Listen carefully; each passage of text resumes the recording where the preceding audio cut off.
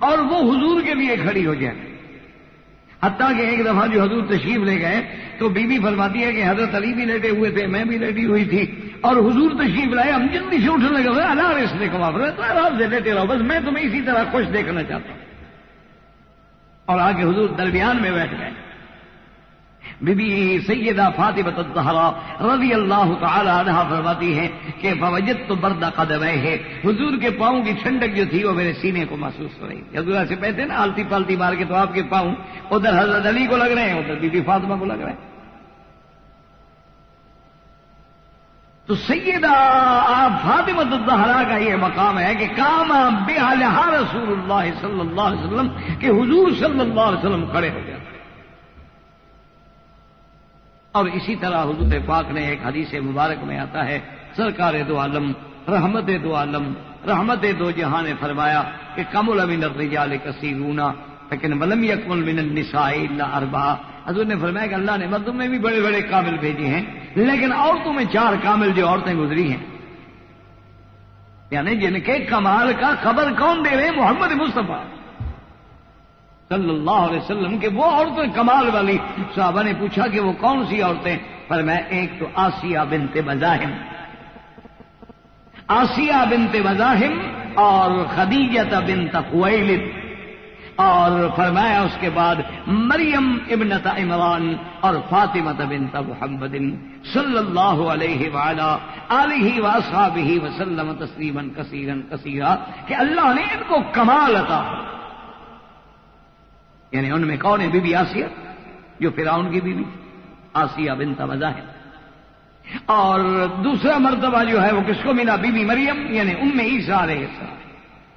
اور فرمایا کہ خدیجہ بنت خویلد، خدیجہ جو حضور صلی اللہ علیہ وسلم کی بیوی امہات المومنین ہیں رضی اللہ تعالی عنہا وارضا، اور بی بی فاطمہ الزہرا. اور اسی طرح بعض روایات میں یہ بھی آتا ہے کہ اللہ تبارک و تعالی نے ذکاوت جو ہے یعنی ذہن، شناسائی، سوچ اور پہچان یہ بڑی دی ہے. لیکن جو مقام اللہ نے دیا تھا اس عورت کو، ایک تو فرمایا کہ یہ مقام ذکاوت جو ہے ملا سیدہ زینب اپنا بی بی سیدہ خدیجہ الکبریٰ، اور دوسرا کس کو ملا؟ اخت موسیٰ علیہ السلام ام کلثوم، اور تیسرا کس کو ملا؟ ابنتا شعیب، حضرت شعیب علیہ السلام پیغمبر کی جو بیٹیاں ہیں، اللہ نے جو ان کو زکا دی، جو ان کو علم دیا، جو پہچان دی، فرمایا کہ اس کا کوئی مقابلہ ہی نہیں کر سکتا. زندگی باقی تو انشاءاللہ بات باقی. وآخر دعوانا ان الحمدللہ رب العالمین.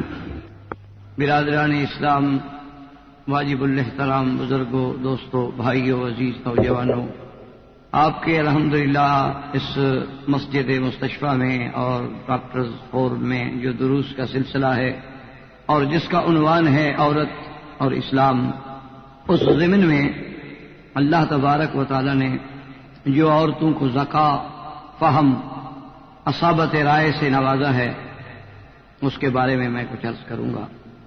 اور اسی لیے میں نے قرآن مبارک کی جو آیت تلاوت کی ہے اس کا مقصد ہی یہ ہے. اللہ نے فرمایا کہ من عمل منکم، جو آدمی تم میں سے عمل اچھا کرے، چاہے وہ مرد ہو یا عورت. اللہ نے تفریق نہیں کی ہے کہ اگر مرد اچھا عمل کرے تو اس کو تو بدلہ ملے گا، اور اگر عورت کوئی اچھی اعمال صالحہ کرے تو اس کو بدلہ نہیں ملے گا یا اس کے ثواب میں کمی ہو جائے گی کہ وہ عورت ہے. من عمل صالحا منکم من ذکر او انثی، مرد ہو یا عورت، شرط یہ ہے کہ وہ ہو مؤمن. اللہ نے فرمایا فلنحیینہ حیاتا طیبہ، کہ ہم اس کو اس دنیا میں بھی ایک بہتر زندگی دیں گے، اور فلنجزینہم اجرہم باحسن ما کانوا یعملون، اور ان کے اس حسن عمل کا قیامت میں بھی ہم بدلہ دیں گے، اس میں کوئی کمی نہیں ہوگی کہ یہ مرد ہے یا عورت.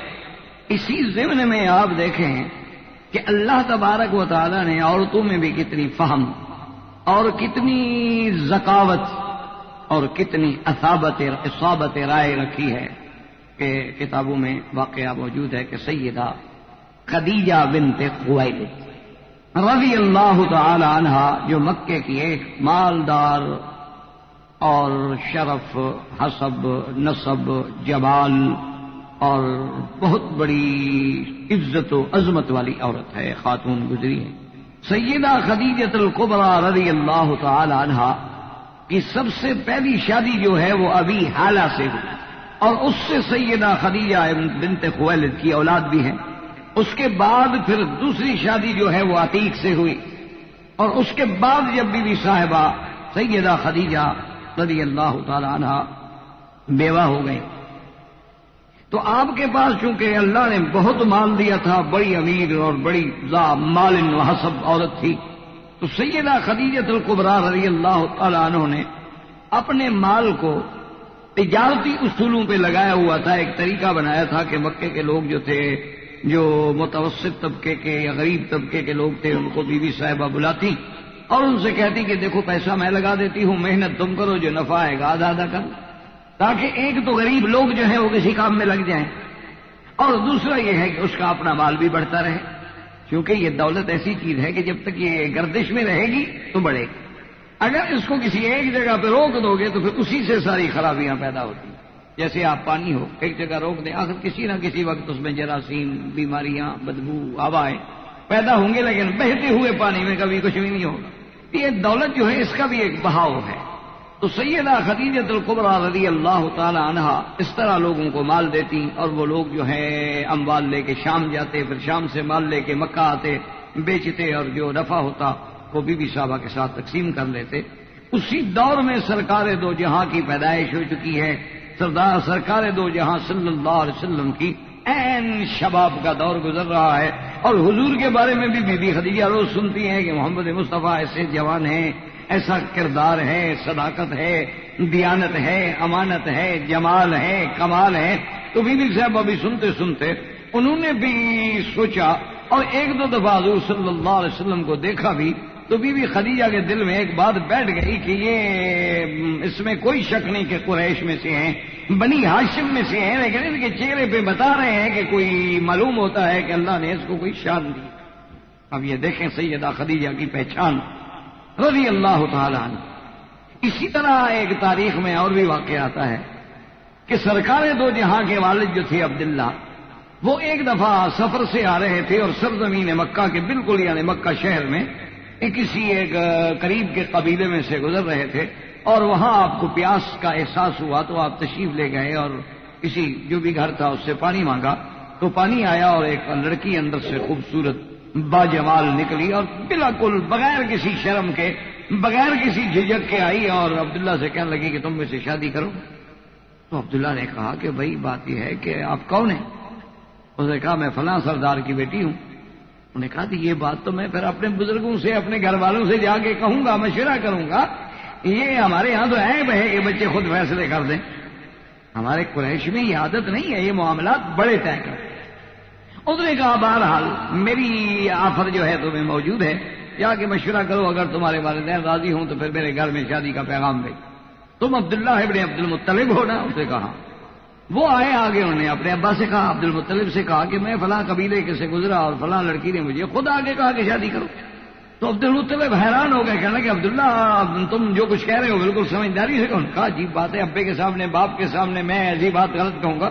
اس نے کہا ایک منٹ بھی دیر نہیں لگانی چاہیے، جلدی کرو. وہ تو ایک اتنے بڑے خاندان کی عورت ہے، ایک بڑے خاندان کی لڑکی ہے کہ اس کے لیے تو عرب کے بڑے بڑے قبیلوں کے بیٹوں نے پیغام دیا ہے، وہ قبول ہی نہیں کرتی کسی کو. یہ تمہاری خوش نصیبی ہے کہ تمہیں وہ خود آگے پیغام دے رہی. لیکن ایک بات سوچ لو کہ ایسی بات نہ ہو کہ عبد المطلب جو اس وقت مکے کا سردار ہے کسی کے دروازے پہ جا کے خالی آئے. تم سوچ لو کہ وہ لڑکی اپنی بات پہ پکی رہے گی. انہوں نے کہا پکی رہے نہ رہے مجھے نہیں پتا، مجھے اس نے کہا. تو 2 دن تیاری میں لگ گئے. 2 دن کے بعد عبد المطلب اپنے بیٹے کو عبداللہ کو لے کے اور ساتھیوں کو لے کے اس دروازے پہ پہنچے، اس گھر میں پہنچے. اس سردار کو جا کے پیغام دیا کہ ہم آپ کی بیٹی کے رشتے کے لیے حاضر ہوئے ہیں.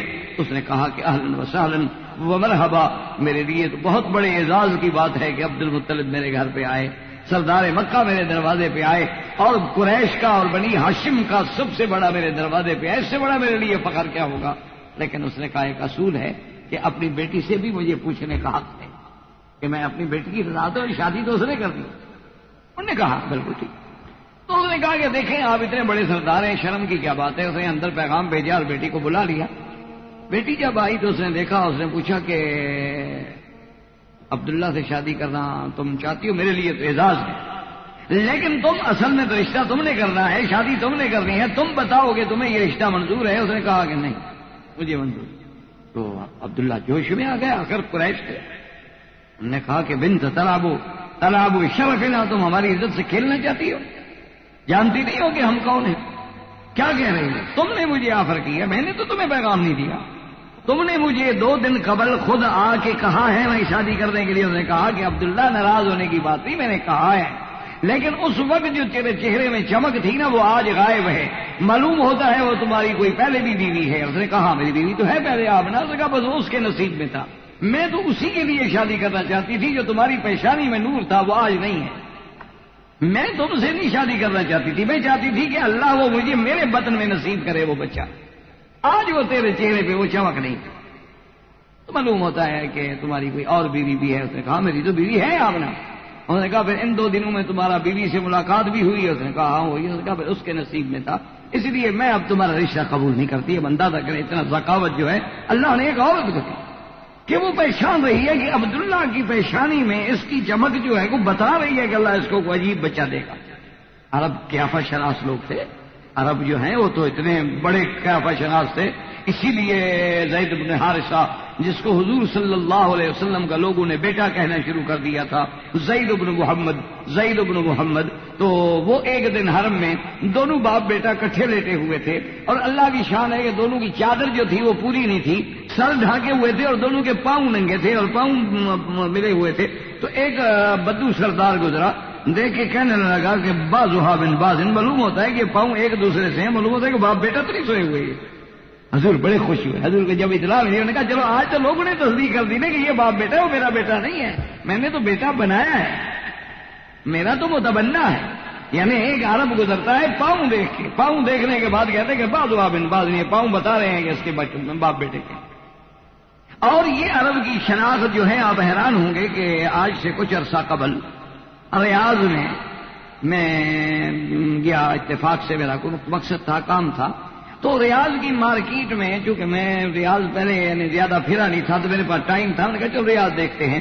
تو ایک مارکیٹ میں ہم گئے اور مختلف چیزیں دیکھ رہے تھے. ایک دکان پہ جا کے جب ہم رکے تو اس کی دکان پہ ایک بوڑھا بیٹھا تھا, عرب تھا, اور معلوم یہ ہوتا تھا کم از کم اس کی عمر کم سے کم بھی ہو تو 90 سال یا اوپر ہوگی. اس نے مجھے دیکھا اور مجھے کہا کہ آگے آئے. میں آگے آیا اور مجھے ملا اور کہنے لگا کہ وہ مکہ میں ایک شیخ ہوتے تھے پاکستانی, شیخ خیر محمد, تم اس کے بیٹے تو نہیں ہو؟ میں نے کہا ہاں. میں نے کہا تمہیں کیسے پتا ہے, مجھے دیکھا ہے؟ اس نے کہا کہ نہیں دیکھا, لیکن تمہارا ناک جو ہے نا وہ تمہارے باپ سے ملتا ہے. میں نے اندازہ لگایا کہ تم اس کے بیٹے. میں نے کہا ہوگا, ابھی بات تو ٹھیک ہے. تو یہ عرب قیافے میں بڑے ماہر تھے. یہ علم غیب نہیں ہوتا, یہ قیافہ ہوتا, پہچان ہوتی. اور ان کو جیسے کہ 2 بھائی تھے, تاریخ میں آتا ہے, جا رہے تھے کسی علاقے میں, وہاں سے جب گزرے تو ان کا گزر جو ہے کھیتوں میں ہوا. جیسے آپ انڈو پارک میں جاتے ہیں نا, کبھی کبھی آدمی کھیتوں سے گزرتا ہے. جب کھیتوں سے گزر ہوا تو ایک بھائی کہنے لگا کہ معلوم ہوتا ہے یار ہم سے پہلے اس راستے سے اونٹ گزرا ہے. تو اس نے کہا یار یہ بات تو ٹھیک ہے, اونٹ کے پاؤں پڑے ہوئے ہیں, یہ کون سی بڑی بات ہے یہ تم نے بتا دی. اصل بات میں تمہیں بتاتا ہوں, معلوم یہ ہوتا ہے کہ یہ اونٹ لنگڑا بھی ہے. دوسرے بھائی نے پھر غور کر کے دیکھا, اس نے کہا صرف لنگڑا نہیں ہے, اس کو خارش کی بیماری بھی ہے. اور دوسرے بھائی نے پھر غور کر کے دیکھا, کہنے لگا معلوم یہ ہوتا ہے آنکھ بھی اس کی ایک ہے, کانا بھی. یہ راستہ دیکھ کے, کھیت دیکھ کے بتا رہے. اور دونوں بھائی ہیں سگے. جاتے جاتے جناب وہ وہاں پہنچے جس کھیت کے بعد جو آبادی تھی. جو پوچھا انہوں نے کہ یہ کھیت کس کا ہے؟ انہوں نے کہا فلاں عرب کا ہے. انہوں نے اس کے بعد چلے گئے. انہوں نے کہا بات یار تمہارے پاس کوئی اونٹ ہے؟ اس نے کہا ہے. اس نے کہا وہ لنگڑا بھی ہے؟ اس نے کہا ہاں لنگڑا بھی ہے. اس نے کہا اس کو خارش کی بیماری بھی ہے؟ اس نے کہا ہاں خارش کی بیماری بھی ہے, ہم علاج کرا رہا ہوں اس کا. اس نے کہا ایک آنکھ ہے اس کی؟ اس نے کہا آنکھ بھی ایک ہے. لیکن کیا بات کیا ہے؟ انہوں نے کہا جب ہم نے دیکھا نا وہ پاؤں برابر نہیں رکھ رہا تھا تو معلوم ہوا کہ لنگڑا ہے, کہ ایک پاؤں ذرا زیادہ نہیں کیا جاتا ہے, ایک پاؤں سیدھا رکھتا ہے. تو اس کے پاؤں کے نشان بتا رہے تھے کہ وہ لنگڑا کے چلتا ہے. اور درخت کے ساتھ اس نے رگڑے لگائے ہوئے تھے تو معلوم ہوا اس کو خارش کی بیماری بھی ہے. جاتے جاتے جب درخت قریب آتا ہے تو اس کے ساتھ وہ خارش مٹاتا ہے. اس پر بھی اس کی چمڑی کے داغ اڑے ہوئے تھے. اس سے ہم نے اندازہ لگایا کہ وہ خارش زدہ اونٹ ہے. تو اس نے کہا اچھا یہ تمہیں کیسے پتا چلا کہ وہ کانا ہے؟ اس نے کہا یار گھاس ایک طرف کی کھائی ہوئی تھی, دوسری طرف کو اس نے چھوا ہی نہیں. تو آخر جانور کی پابندی تو نہیں تھی نا کہ ایک طرف کھا رہا ہے اور دوسری طرف نہیں دیکھتا. تو معلوم ہے ادھر بیچارے کو نظر ہی نہیں آ رہا تھا نا کہ گھاس کھائے. تو ہم نے اندازہ لگایا تو ہم اپنی باتوں کا قیافے کا معلوم کرنے کے لیے آئے ہیں کہ کیا یہ بات ٹھیک ہے. اس نے کہا بالکل ٹھیک ہے, یہ سامنے کھڑا ہے, یہ لنگڑا بھی ہے, کانا بھی ہے, خالد ہوتا. تو یہ علم غیب نہیں ہوتا, یہ تجارت ہوتا. اس کو قیافہ بھی کہتے ہیں, اس کو چہرہ شناسی بھی کہتے ہیں.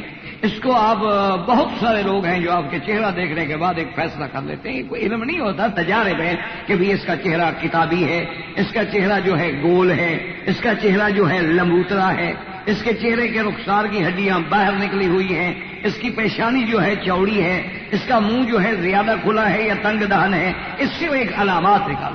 اس کا ناک جو ہے سیدھا ہے, ٹیڑھا ہے, اونٹ کی طرح ہے, طوطے کی طرح ہے, جانور کی طرح ہے, کس طرح ہے. اس سے ان کے کیا پہ ہوتے ہیں, یہ ایک علم ہے. یہ علم غیب نہیں ہوتا. مشکل تو یہ ہوتی ہے نا کہ یہاں کوئی بات کر کے دیکھو جی ان کے علم غیب تھا. مشکل تو یہ ہے نا کہ ہر بات کو کہنے کے بعد آگے سمجھنے والے کی صلاحیت نہ ہو تو پھر اس کا کیا علاج ہے. تو صورت یہ ہے کہ سیدہ خدیجہ رضی اللہ تعالی عنہا نے بھی جب حضور کی زیارت کی نا تو بی بی صاحبہ کے دماغ میں بات آ گئی کہ یہ نوجوان نرالا ہے, ایسا قریش میں پہلے پیدا نہیں ہوا. تو اس نے کہا ویسے تحقیق کیسے کروں. اس نے پیغام بھیجا حضور صلی اللہ علیہ وسلم کو اور بلایا. حضور تشریف لے گئے. قریش کی خاتون تھی, سردار تھی, سرداروں کی بیٹی تھی. تو اس نے کہا کہ یا محمد صلی اللہ علیہ وسلم تم جوان ہو, اللہ نے تمہیں جوانی سے نوازا ہے, حیثیت سے نوازا, تم تجارت کیوں نہیں کرتے. تو حضور نے فرمایا کہ میں من المال, میرے پاس پیسے تھوڑے ہیں, مال تھوڑا ہے کہ میں تجارت کروں.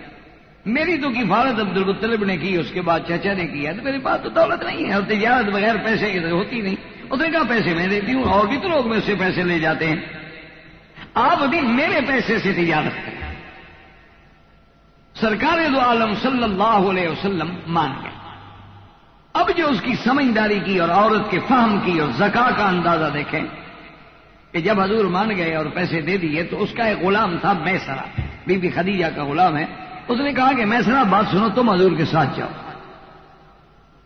بظاہر تو میں سمجھا دیتی ہوں, حضور صلی اللہ علیہ وسلم کی خدمت میں عرض کر دیتی ہوں کہ یا رسول اللہ آپ کا پہلا بزنس ٹرپ ہے, آپ تجارت کے اسرار اور رموز نہیں جانتے ہیں, میرا غلام ہے, تجربے کار ہے, آپ کے ساتھ رہے گا, کچھ مشورہ بھی دے گا, کچھ مال کی حفاظت بھی کرے گا. لیکن تم نے ایک ایک حضور صلی اللہ علیہ وسلم کے قول اور فعل اور حرکات اور سکنات اور ہر چیز کو نوٹ کرنا ہے اور مجھے واپسی پہ رپورٹ دینی.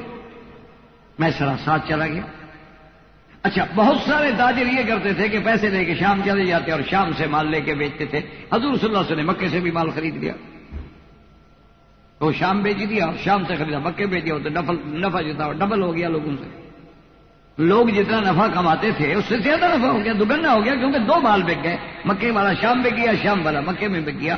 تو بی بی خدیجہ نے میسرہ کو بلایا اور کہا کہ اور بتاؤ. اس نے کہا کہ واللہ یا خدیجہ, خدا کی قسم ہے ایسا انسان میں نے نہیں دیکھا,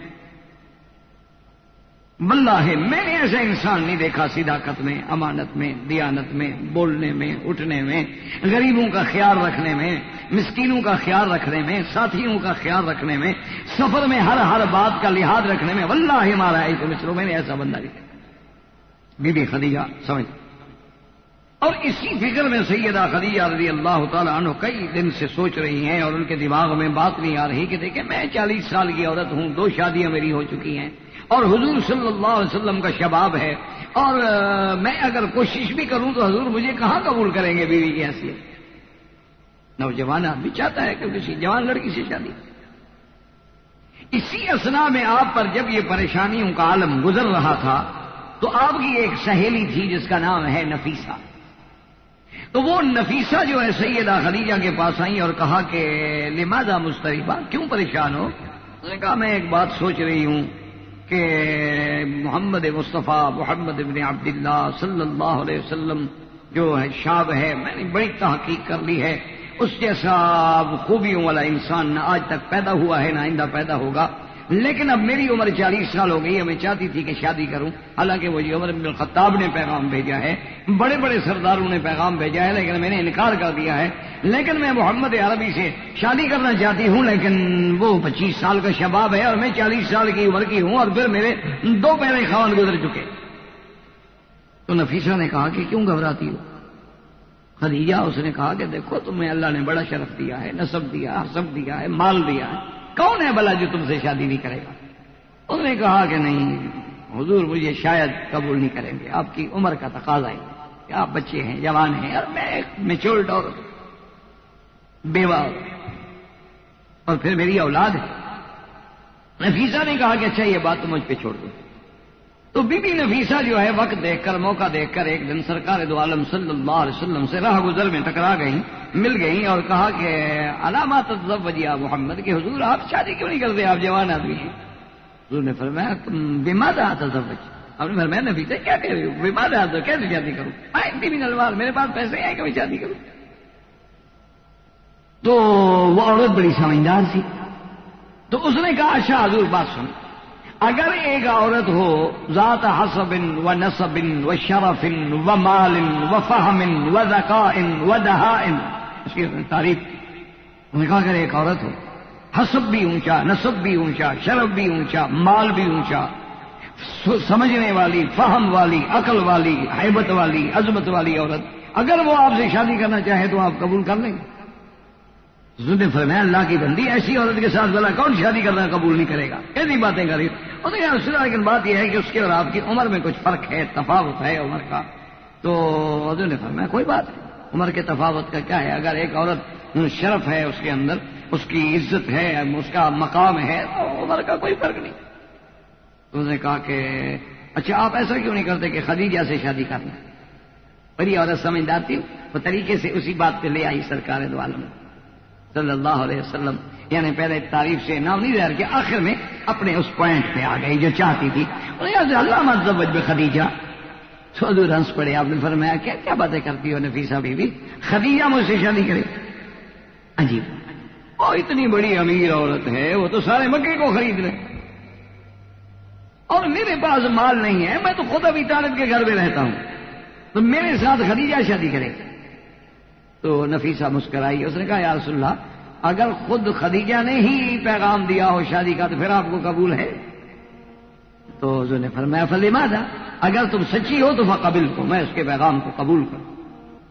اس نے جا کے سیدہ خدیجہ سے کہا، ففرحت خدیجہ، خدیجہ تو اتنی خوش ہوئی نا جی، اس نے تو پھر پورے مکے میں اپنی دولت لٹا دی خوشی میں۔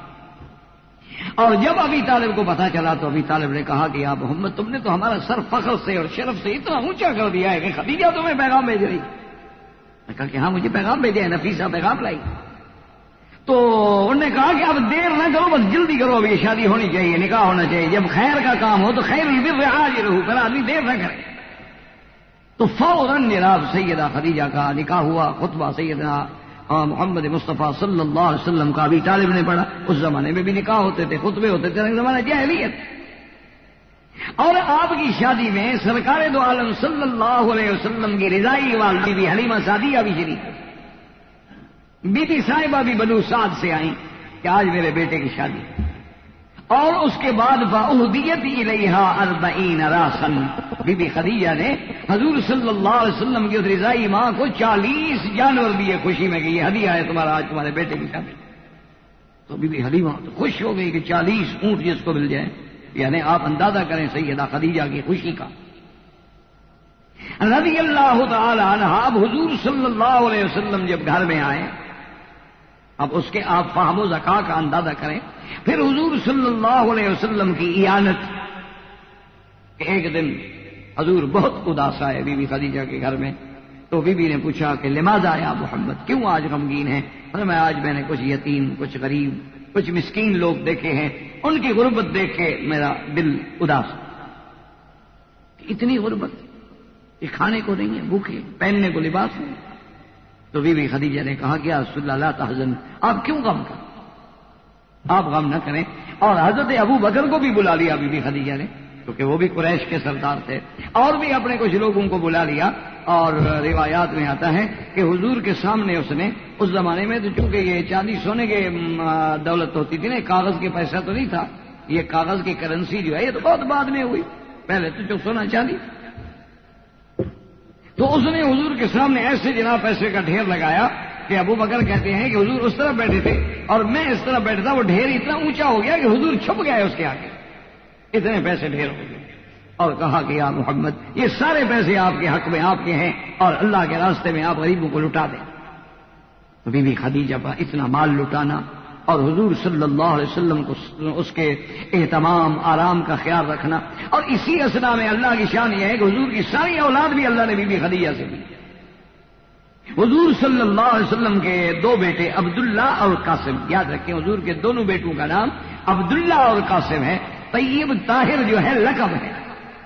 بعض کتابوں میں آ جاتا ہے نا حضور کے بیٹوں کا نام طیب طاہر ہے، تو حضور کے بیٹوں کا نام طیب طاہر نہیں، حضور کے بیٹے کا نام عبداللہ ہے، دوسرے بیٹے کا نام قاسم ہے، اور ماریا قبطیہ کے بطن سے جو پیدا ہوئے ان کا نام ابراہیم ہے. تو اب چونکہ بی بی خدیجہ کا لقب طاہرہ بھی تھا تو اس وجہ سے بیٹے کا لقب بھی طاہر ہو گیا، اور سرکار دو عالم تو طیب ہی طیب تھے تو اس لیے ایک بیٹے کا لقب طیب ہو گیا. تو یہ لقب تھا، نام عبداللہ اور قاسم تھا. اور بیٹیوں میں Bibi Ruqayya, Bibi Zainab, Umm Kulthum اور سیدہ فاطمہ رضوان اللہ علیہ مجمعین، یہ چاروں بیٹیاں بھی حضور کی بی بی خدیجہ کے بطن، یعنی تمام اولاد جو ملی ہے وہ بھی بی بی خدیجہ کے بطن سے. اور اسی دور میں آہستہ آہستہ اب چونکہ 25 سال کی عمر میں شادی ہوئی تو گویا 15 سالہ زندگی حضور صلی اللہ علیہ وسلم کی گزری. حبب الیہ الخلا کہ بی بی خدیجہ کہتی ہے کہ اب حضور کو جلوت کے بجائے خلوت زیادہ عزیز ہوگی. ہر وقت حضور علیحدہ رہنا چاہتے تھے، الگ بیٹھنا پسند کرتے تھے، کسی کے ساتھ بیٹھنا پسند نہیں کرتے.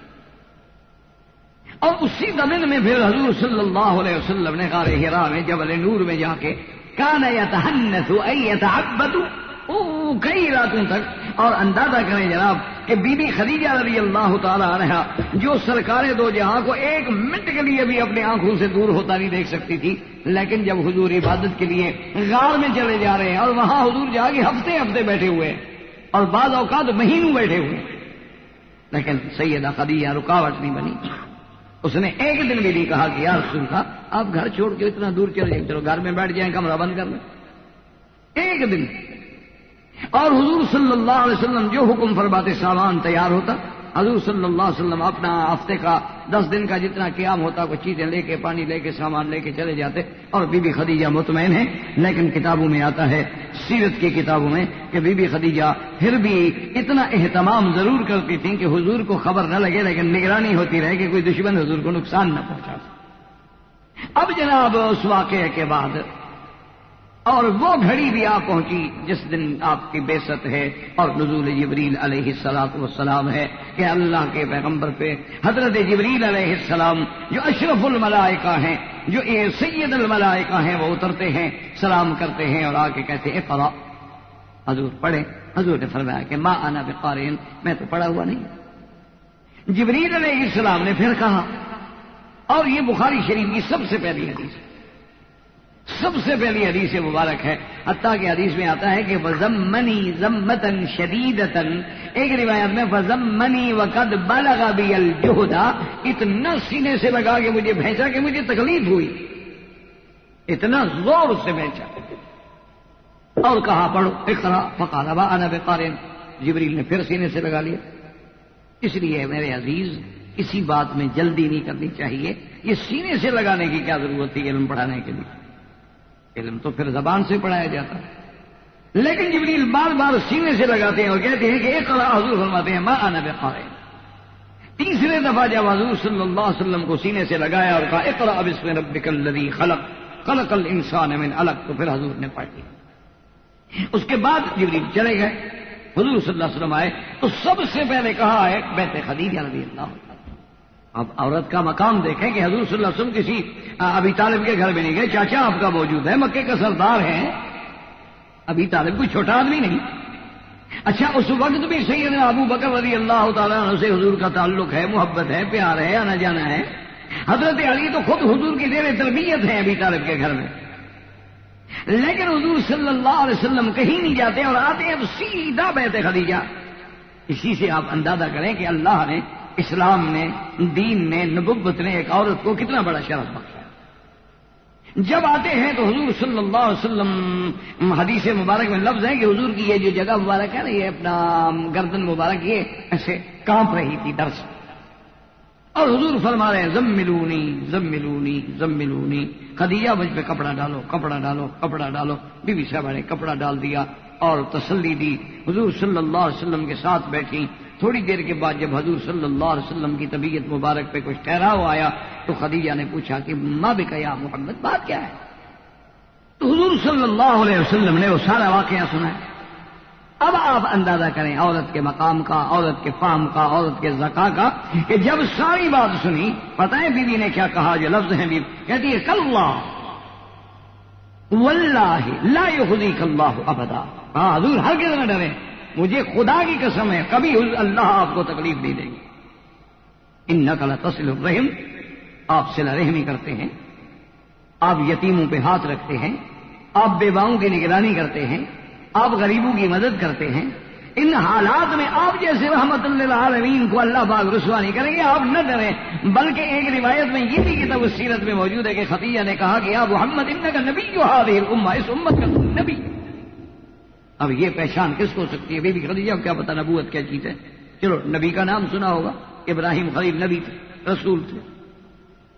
حضرت اسماعیل علیہ السلام کا نام سنا ہو، لیکن ان علامات کو سن کے پہچان لینا، اس کے بعد کہا گیا محمد صلی اللہ علیہ وسلم آپ نہ گھبرائیں، میرا ایک ابن عم ہے، چاچے کا بیٹا ہے، برقت ابن نوفل، اب وہ عیسائی ہو چکا، بوڑھا ہو چکا ہے اور بالکل ضعیف ہے، وہ آنے کے قابل نہیں، آپ چلیں اس کے پاس، اس کو سابقہ کتابوں کا بڑا علم ہے یا محمد۔ حضور صلی اللہ علیہ وسلم اب ساتھ جانے والی کون ہے؟ Be be Khadija. سب سے پہلے تسلی دینے والی کون ہے؟ عورت۔ سب سے پہلے سرکار دو عالم صلی اللہ علیہ وسلم کے مقام عظمت کو پہچاننے والی کون ہے؟ عورت۔ اب جناب بی بی خدیجہ رضی اللہ تعالی عنہا لے کے جب آئی اپنے چاچا کے بیٹے کے پاس، برقہ کے پاس، ابن ام کے پاس، اور برقہ سے کہا کہ یا ابن ام ھذا محمد، یہ محمد مصطفیٰ ہے، اور پھر وہ سارا واقعہ جو تھا تفصیل سے سنایا، تفصیل سے بتایا، اور اس کے بعد جو ہے ان کے حضور اس طرح پریشان ہیں تو فوراً برقہ بن نوفل نے کہا کہ ابشر ابشر یا خدیجہ وصبت یا محمد، خدیجہ مبارک ہو، مبارک ہو، ان ھذا الناموس الذی نزل علی موسیٰ، یہ مجھے وہی فرشتہ معلوم ہوتا ہے جو موسیٰ علیہ السلام پہ اترا تھا اور آج محمد مدنی پہ اترا ہے، انہ نبی ھذہ الامہ، یہ تو اس امت کا نبی ہے، تمہاری خوش بختی ہے کہ تیرا خاوند اللہ کا نبی ہے۔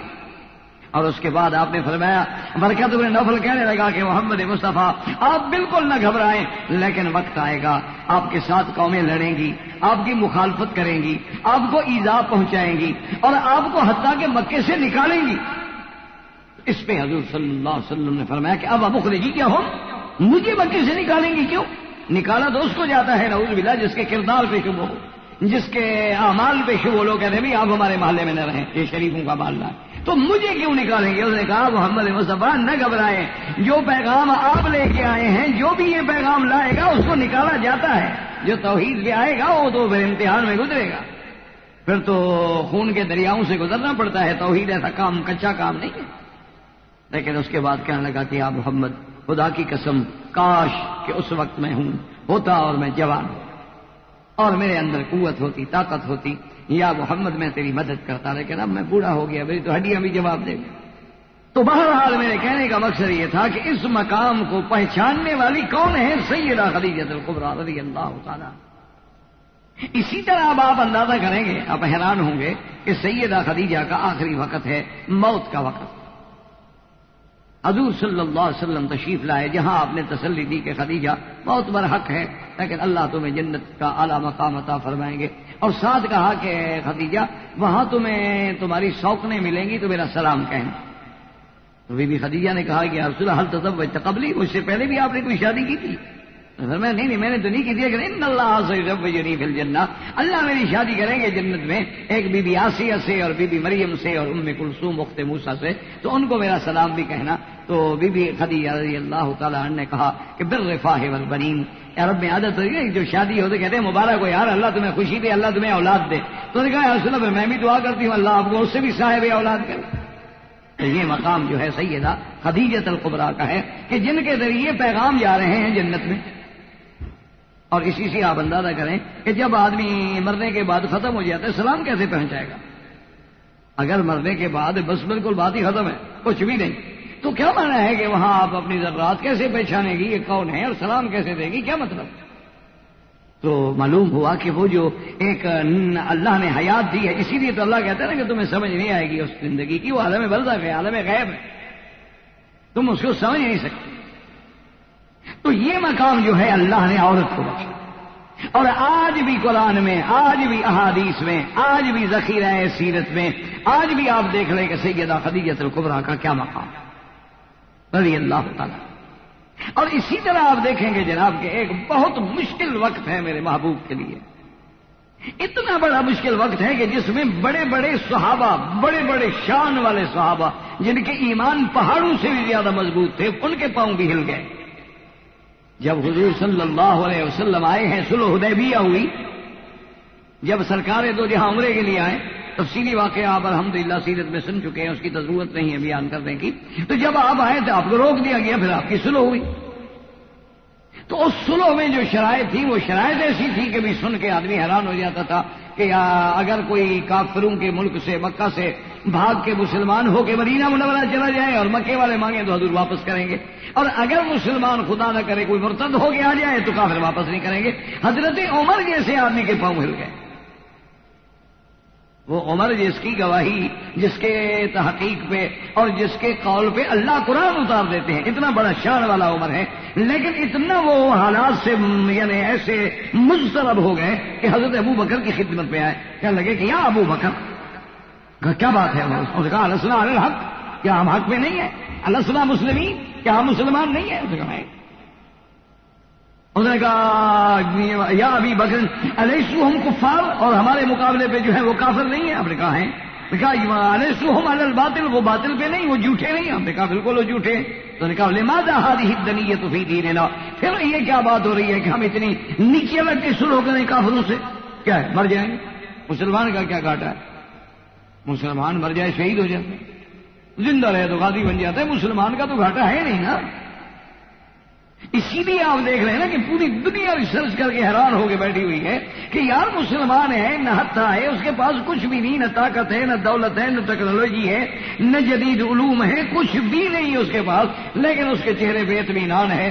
اور جن کے پاس دولت ہے، علم ہے، ٹیکنالوجی ہے، وسائل ہے، ان کے چہرے کے رنگ اڑ گئے ہیں، روزانہ 2-2 کلو خون گر جاتا ہے۔ وجہ کیا ہے؟ یہ کون سی دولت ہے، یہ کون سی چیز ہے جو بندے کو جماتی ہے؟ ایک اسی لیے علامہ اقبال کہہ گیا تھا نا کہ بات کیا تھی، علامہ اقبال نے اسی لیے کہا تھا کہ بات کیا تھی کہ نہ روم و ایران سے دبے چند بے تربیت اونٹوں کے چرانے والے، اونٹ چرانے والے لوگ، لیکن روم سے اور فارس سے ٹکرا گئے۔ حضرت عمر ایک دفعہ مکہ مکرمہ کی وادی میں گزر رہے تھے، آپ نے قافلہ روک دیا، اونٹ سے اترے، 2 رکعت نفل پڑی، بکا عمر رونے لگ گئے دھاڑے مار۔ صحابہ آگے، انہوں نے کہا کیا ہو گیا امیر؟ انہوں نے کہا اللہ ہے، اسی وادی میں کبھی اونٹ چراتا تھا اور آج میں بادشاہ بن کے گزر رہا۔ دیکھو اللہ نے کیسے ہمیں عزت سے نوازا۔ اتنا بڑا آدمی، حضرت عمر جیسا آدمی کہنے لگا کہ یا ابی بکر لماذا هذه الدنیۃ فی دیننا، ہم ایسی بزدلانہ سلوک کیوں کریں کہ جو بات وہ کہتے ہیں حضور فرماتے ہیں ٹھیک ہے، جو بات کہتے ہیں بسم اللہ الرحمن الرحیم وہ کہتے ہیں جی نہ لکھو، حضور کہتے ہیں نہ لکھو، محمد الرسول اللہ وہ کافر کہتا ہے جی نہ لکھو، محمد ابن عبداللہ لکھو، کہا ٹھیک ہے کاٹ تو لکھو محمد ابن، ہر بات ان کی مان رہے ہیں۔ ابو بکر کیوں؟ پتہ ہے ابو بکر نے کیا کہا؟ یہاں پھر ابو بکر پہنچتا ہے، وہاں پھر عمر تو نہیں پہنچتا۔ عمر کی بڑی شان ہے، یعنی کوئی اندازہ نہیں، لیکن ابو بکر کے سامنے تو پھر کم ہے۔ سیدنا ابی بکر رضی اللہ تعالیٰ عنہ، اللہ کی کروڑوں صلاۃ و رحمتیں ہوں حضرت ابی بکر پہ، پتہ ہے کیا بات کی؟ کہتا ہے کہ یا عمر وثبت، عمر ثابت قدم رہو، انہ رسول اللہ، محمد مصطفیٰ اللہ کا رسول ہے، وہ جو کہہ رہا ہے بس رسول اللہ۔ جب ہم نے مان لیا ہے کہ وہ اللہ کا رسول ہے، اس کے بعد کیا بنا ہمیں بات کرنے؟ اچھا حضرت عمر سے صبر نہ ہوا، حضرت عمر دوڑ کے حضور کی خدمت میں آ گئے، حضور کی خدمت میں آ گئے، اور پھر وہی سارے سوال دہرائے جو ابو بکر، یا رسول اللہ علیہ السلام مسلمین، پھر ہم ایسی کمزور سلوک کیوں کر رہے ہیں؟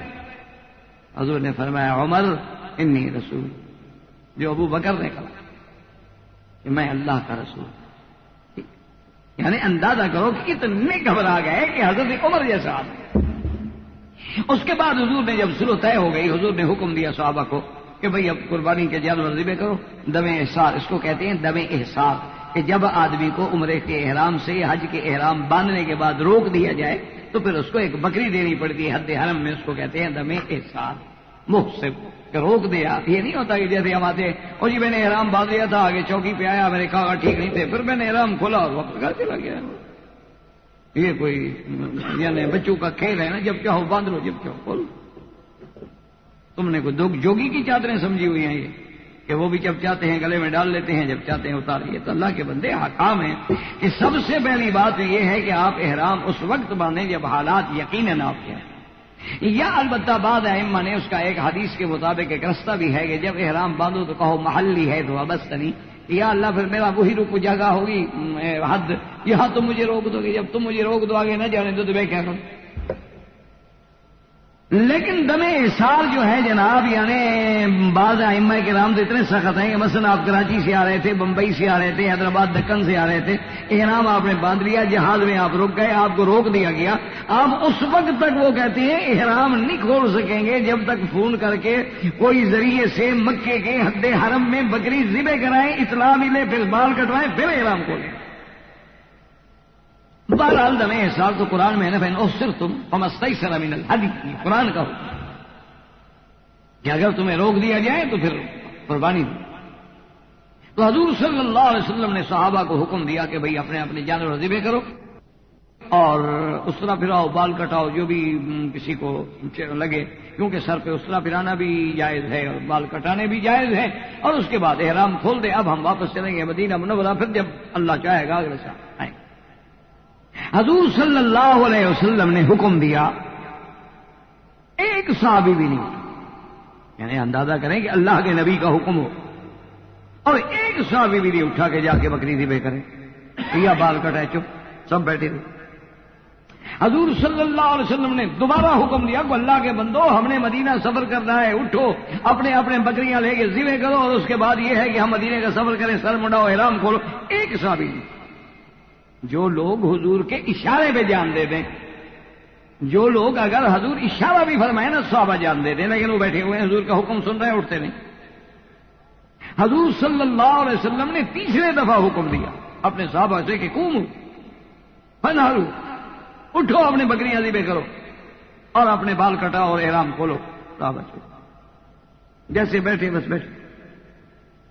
حضور صلی اللہ علیہ وسلم پریشان ہو. اب آپ اندازہ کریں یہ کتنا امتحان کا وقت ہوگا کہ اللہ کے نبی کا حکم کی تعمیل نہ ہو رہی ہو. اس پریشانی کے عالم میں فدخل علی ام سلمۃ رضی اللہ تعالی عنہا، حدیث میں آتا ہے کہ پھر حضور بی بی ام سلمہ کے پاس تشریف لے گئے خیمے میں. یعنی اس مشکل سچویشن میں مشورہ کرنے کے لیے حضور نے عورت کو منتخب کیا. اندازہ کریں عورت کے مقام کا کہ اللہ کے نبی کو ایسے احوال میں، ایسی سخت سچویشن میں گھرنے کے بعد اگر مشورے کا مقام نظر آیا تو بی بی ام سلمہ حضرت ابو بکر کے پاس مشورے کے لیے جاتے، حضرت عمر کے پاس مشورے کے لیے جاتے. لیکن اللہ نے اسلام میں کتنا بڑا مقام بخشا ہے عورت کو کہ اللہ کا نبی مشاورت کے لیے بی بی ام سلمہ کے پاس آ رہے. حضور آئے اور بی بی ام سلمہ نے دیکھا، پہچان گئی کہ حضور ناراض ہیں. پوچھا ماذا بک یا رسول اللہ، بات کیا ہے؟ حضور نے فرمایا میں نے 3 دفعہ حکم دیا ہے اور صحابہ نہیں اٹھتے. اللہ کے نبی کا انکار، یہ کیا ہو گیا صحابہ کو؟ میں نے 1 دفعہ نہیں ام سلمہ، میں نے 3 دفعہ حکم دیا ہے، لیکن 3 دفعہ صحابہ چپ کر کے بیٹھے ہوئے ہیں، بولتے نہیں، ہلتے نہیں، سر اوپر بھی کرتے ہیں. پتا ہے بی بی سلمہ نے ففتن بہا سلمۃ، بی بی سلمہ کا دماغ پہنچا. انہوں نے کہا یا محمد، ناراض ہوں، آپ ایسا کریں کم فلا تتکلم احدا منہم، کسی صحابی سے بات نہ کریں، اٹھے آپ اپنی بکری کو ذبح کریں اور اس کے بعد اپنے سر مڑائیں، آپ کسی کو کچھ نہ کہیں، نہ آرڈر کریں، نہ بات کریں، نہ کسی کی طرف توجہ کریں، جا کے بس اپنا جانور ذبح کریں. حضور صلی اللہ علیہ وسلم اٹھے اور جا کے جانور ذبح کیا. بس جانور ذبح کرنے کی دیر تھی جناب، اور صحابہ کہتے ہیں پتہ تک حضور کے صحابہ اٹھے پتہ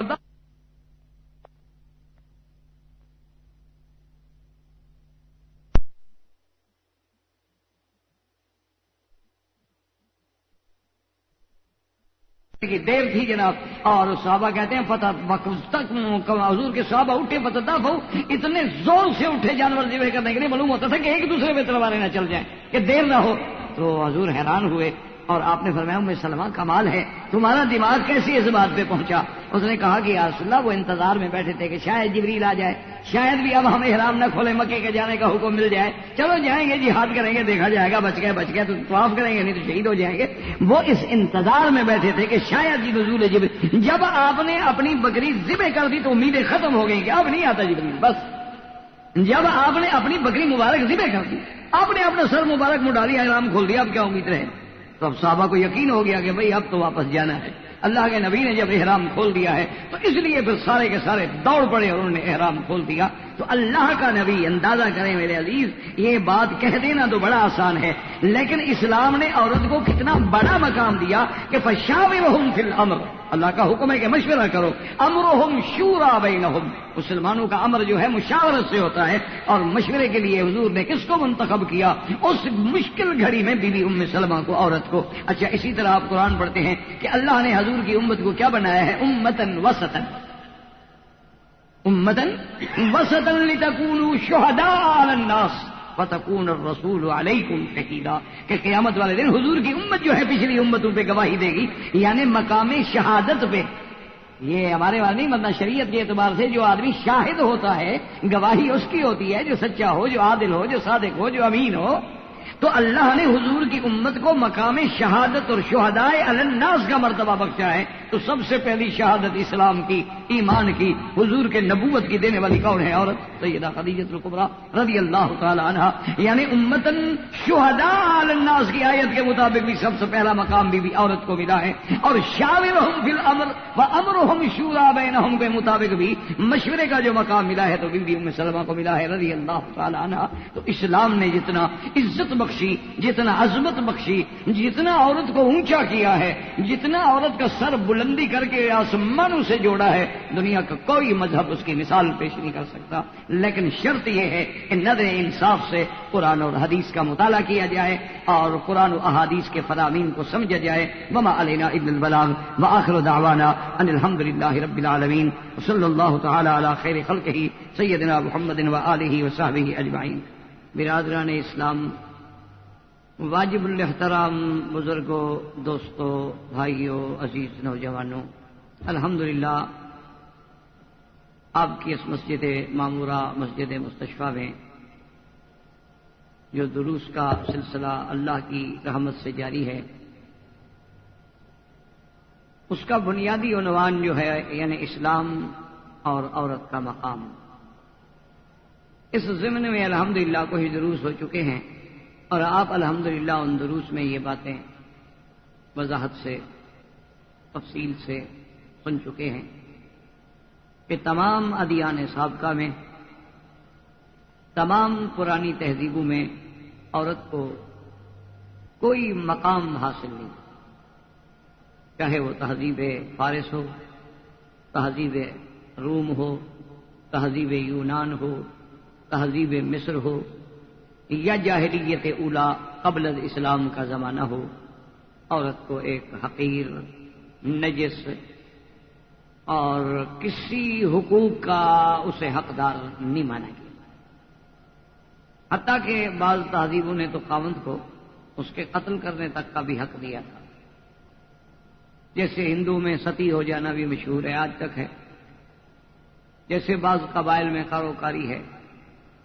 تو بہرحال اسلام نے یہ عظمت دی عورت کو، اسلام نے یہ مرتبہ بخشا عورت کو، اسلام نے اونچا کیا، اسلام نے اس کے حقوق کی وضاحت کی، اسلام نے اس کے مکانہ کو سمجھایا، اور اسلام نے یہ درس دیا کہ عورت جو ہے وہ ماں بھی ہوتی ہے، وہ بیٹی بھی ہوتی ہے، وہ بہن بھی ہوتی ہے، وہ بیوی بھی ہوتی ہے، اور ہر لحاظ سے وہ ایک معزز مقام کی حامل. تو آج ان دروس کے ضمن میں ہم اللہ کے سب سے پہلے اللہ کے قرآن پہ نظر ڈالتے ہیں کہ قرآن پاک نے جن عورتوں کا ذکر کیا، یعنی آپ خود اندازہ فرما سکتے ہیں کہ قرآن پاک سے بڑی کتاب کون سی؟ تمام کتب سماویہ سے بھی افضل، اور تو خیر دنیا کی کوئی کتاب مقابلہ ہی نہیں کر سکتی. لیکن جتنی اللہ نے کتابیں اتاری ہیں ان سب سے افضل جو ہے جامع معنی کامل مکمل جو ہے وہ اللہ کا قرآن. تو اللہ تبارک و تعالیٰ کے قرآن میں کسی چیز کے بارے میں ذکر ہونا اس کی بہت بڑی عظمت کی بات. یعنی اس کی آپ یوں مثال سمجھ لیں کہ اگر آپ کو کوئی کہہ دے کہ کل اجلاس میں بادشاہ آپ کا یاد کر رہے تھے، آپ کا ذکر کر رہے تھے، تو آپ کتنا خوش ہوں کہ بھائی بادشاہ نے میرا ذکر کیا. تو اور جو سنے گا وہ بھی کیا اندازہ لگائے گا کہ بھئی یہ کتنا بڑا آدمی ہے یار، جس کے بارے میں بادشاہ پوچھ رہے تھے کہ اس کا کیا حال. تو مقصد یہ ہے کہ بادشاہوں کا ذکر کرنا جو ہے وہ بھی ایک مقام ہے، ایک عظمت کی دلیل ہے. اور جو بادشاہوں کا بادشاہ ہے، جو ملک الاملاک ہے، جو شہنشاہوں کا شہنشاہ ہے، جو ملک السماوات والارض ہے، جو مالک بھی ہے ملک بھی ہے. ورنہ کبھی آدمی ملک ہے تو مالک نہیں ہوتا، کبھی مالک ہے تو ملک نہیں ہوتا. لیکن یہ اسی کی صفت ہے کہ ملک بھی اسی کا، مملوک بھی اسی کے، وہ مالک بھی ہے، وہ ملک بھی ہے، وہ مالک السماوات والارض بھی ہے اور ملک السماوات والارض کا مالک بھی ہے. جب وہ اپنے قرآن میں عورت کا ذکر کرے تو عورت کی کتنی بڑی عظمت. اسی لیے آپ قرآن پہ نظر ڈالیں کہ اللہ کے قرآن میں جتنی صورتیں 114 صورتیں تقریباً، تو صورتوں میں مثلا سورۃ البقرہ ہے اس لیے کہ اس میں وہ قصہ بقرہ ہے. اب وہ قصہ بقرہ اس لیے اہمیت اختیار کر گیا کہ ایک تو سامری نے اس کو ذریعہ بنایا نعوذ باللہ عبادت من دون اللہ کا، کہ اس نے بھی ایک بچڑا بنایا اور اس کو کہا کہ الہنا و الہ موسیٰ، یہ ہمارا بھی خدا ہے اور موسیٰ علیہ السلام کا بھی خدا ہے. اور اسی طرح ایک اللہ نے وہ واقعہ بیان فرمایا کہ جب ایک قاتل کی تلاش کرنی تھی اور وہ قاتل مل نہیں رہا تھا تو اللہ نے حکم دیا کہ ایک گائے خریدی جائے. تو اس لیے اس کا چونکہ وہ اتنا بڑا اہم واقعہ ہے اس میں، اس لیے اس کا نام سورۃ البقرہ ہو. اسی طرح سورۃ النساء ہے جس میں اللہ نے عورتوں کے بارے میں ذکر. تو اگر عورت کا کوئی مکان نہ ہو اسلام میں تو بات اور خاص، یعنی اس سورت کا نام سورۃ النساء. سورت آل عمران کیوں ہے کہ اس میں آل عمران کا واقعہ ہے جو عورت کے متعلق. جیسے اللہ نے قرآن میں یعنی سورۃ الفتح ہے، سورۃ محمد ہے، سورۃ ابراہیم ہے، سورۃ الانبیاء ہے علیہم الصلوات والتسلیم، اسی طرح بھی ہے نہیں سورۃ مریم. یعنی آپ ایک ایک لفظ سے، ایک ایک پہلو سے، ایک ایک زاویے سے توجہ کریں کہ کیا اللہ تبارک و تعالیٰ نے عورت کو کتنی بڑی بلندی پہ پہنچایا. یعنی جب کوئی قاری، جب کوئی قرآن کا پڑھنے والا قرآن پڑھے گا، جہاں وہ یہ پڑھے گا کہ سورۃ محمد، جہاں وہ یہ پڑھے گا کہ سورۃ الفاتحہ، جہاں وہ یہ پڑھے گا کہ سورۃ الانبیاء، جہاں وہ یہ پڑھے گا کہ سورۃ ابراہیم علیہ السلام، جہاں وہ یہ پڑھے گا سورۃ محمد صلی اللہ علیہ وسلم، وہاں وہ یہ بھی پڑھے گا کہ سورۃ النساء، وہاں وہ یہ بھی پڑھے گا کہ سورۃ آل عمران، وہاں یہ بھی پڑھے گا کہ سورۃ التحریم. کیوں؟ ان سب میں عورتوں کا واقعہ. تو اللہ نے، اسلام نے عورت کو کتنا بلند. تو اسی ضمن کے واقعات میں اللہ کے قرآن میں ایک واقعے کا ذکر فرمایا ہے کہ امرأۃ عمران، عمران کی بیوی نے جب اللہ تبارک و تعالیٰ کے آگے خالصتاً ایک منت مانی. اب اس پہ بھی آپ غور کریں، خدا کے قرآن پاک پہ بھی غور کریں اور قرآن کو سمجھنے کی کوشش کریں. اللہ کا شکر ہے کہ اکثر ساتھی پڑھے لکھے ہیں، اکثر ساتھیوں کو اللہ نے علم عطا فرمایا. علم ہو تو پھر آدمی مطالعہ کر سکتا، تفاصیل دیکھ سکتا. کہ سب سے پہلے تو اللہ نے عورت کو اتنی بڑی عزت و عظمت دی ہے کہ امرأۃ عمران، یعنی اللہ نے عمران کی بیوی کا نام نہیں لیا. پورے قرآن میں صرف ایک جگہ عورت کا اللہ نے نام لیا ہے، وہ ہے مریم علیہ السلام. کیوں؟ کہ سیدنا عیسیٰ علیہ السلام کو اللہ نے بغیر باپ کے پیدا کیا، ان کی نسبت جو ہے وہ ماں کی طرف ہے. تو اس مقام پہ عورت کا نام ذکر کرنا اس کے عظمت کی دلیل تھی، اس لیے اللہ نے اس کا نام ذکر. عیسیٰ علیہ السلام کس کے بیٹے ہیں؟ عیسیٰ ابن مریم. اذ قال اللہ یا عیسی ابن مریم، یا عیسیٰ ابن مریم. تو اللہ تبارک و تعالیٰ نے یعنی اندازہ کریں کہ صرف پورے قرآن میں صرف ایک جگہ، چونکہ اس جگہ اظہار اسم میں یعنی نام ظاہر کرنے میں عزت تھی، تو اللہ نے اس سورت کا نام بھی مریم اور بی بی مریم کا نام بھی لیا. اور بلکہ عیسیٰ علیہ السلام کے ساتھ ماں کا لازمہ لاحقہ ایسا ہو گیا کہ جب بھی آپ عیسیٰ علیہ السلام کا نام لیں گے تو کہیں گے عیسیٰ ابن مریم، مسیح ابن مریم. کیونکہ ورنہ مسیح جو ہے تو دو ہیں دنیا میں، ایک مسیح ابن مریم اور ایک مسیح الدجال. تو اس لیے سیدنا عیسیٰ علیہ السلام کے ساتھ وہ لاحقہ ہو گیا. ورنہ قرآن کا اسلوب یہ ہے کہ وہ عورت کا نام نہیں لیتا قرآن. جیسے کہ یہاں اب آپ پڑھیں گے اذ قالت امرأۃ عمران، اللہ کہتا ہے امرأۃ عمران، وہ امرأہ کون تھی؟ نام کیا تھا؟ نہیں.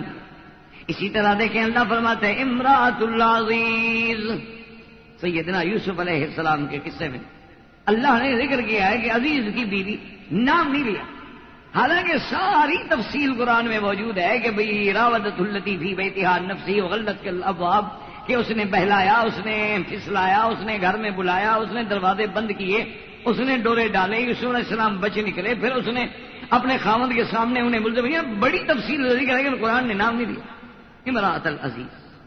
اسی طرح آپ دیکھیں کہ سیدنا یوسف علیہ السلام کو جب رہائی کا پروانہ ملتا ہے، اللہ نے اسباب پیدا کر دیے. یوسف علیہ السلام کو حکم پہنچا کہ جی بادشاہ آپ کے انتظار میں ہیں اور آپ مہربانی کریں اور چلیں. اچھا یہ بھی اللہ کی کوئی نرالی شان ہے.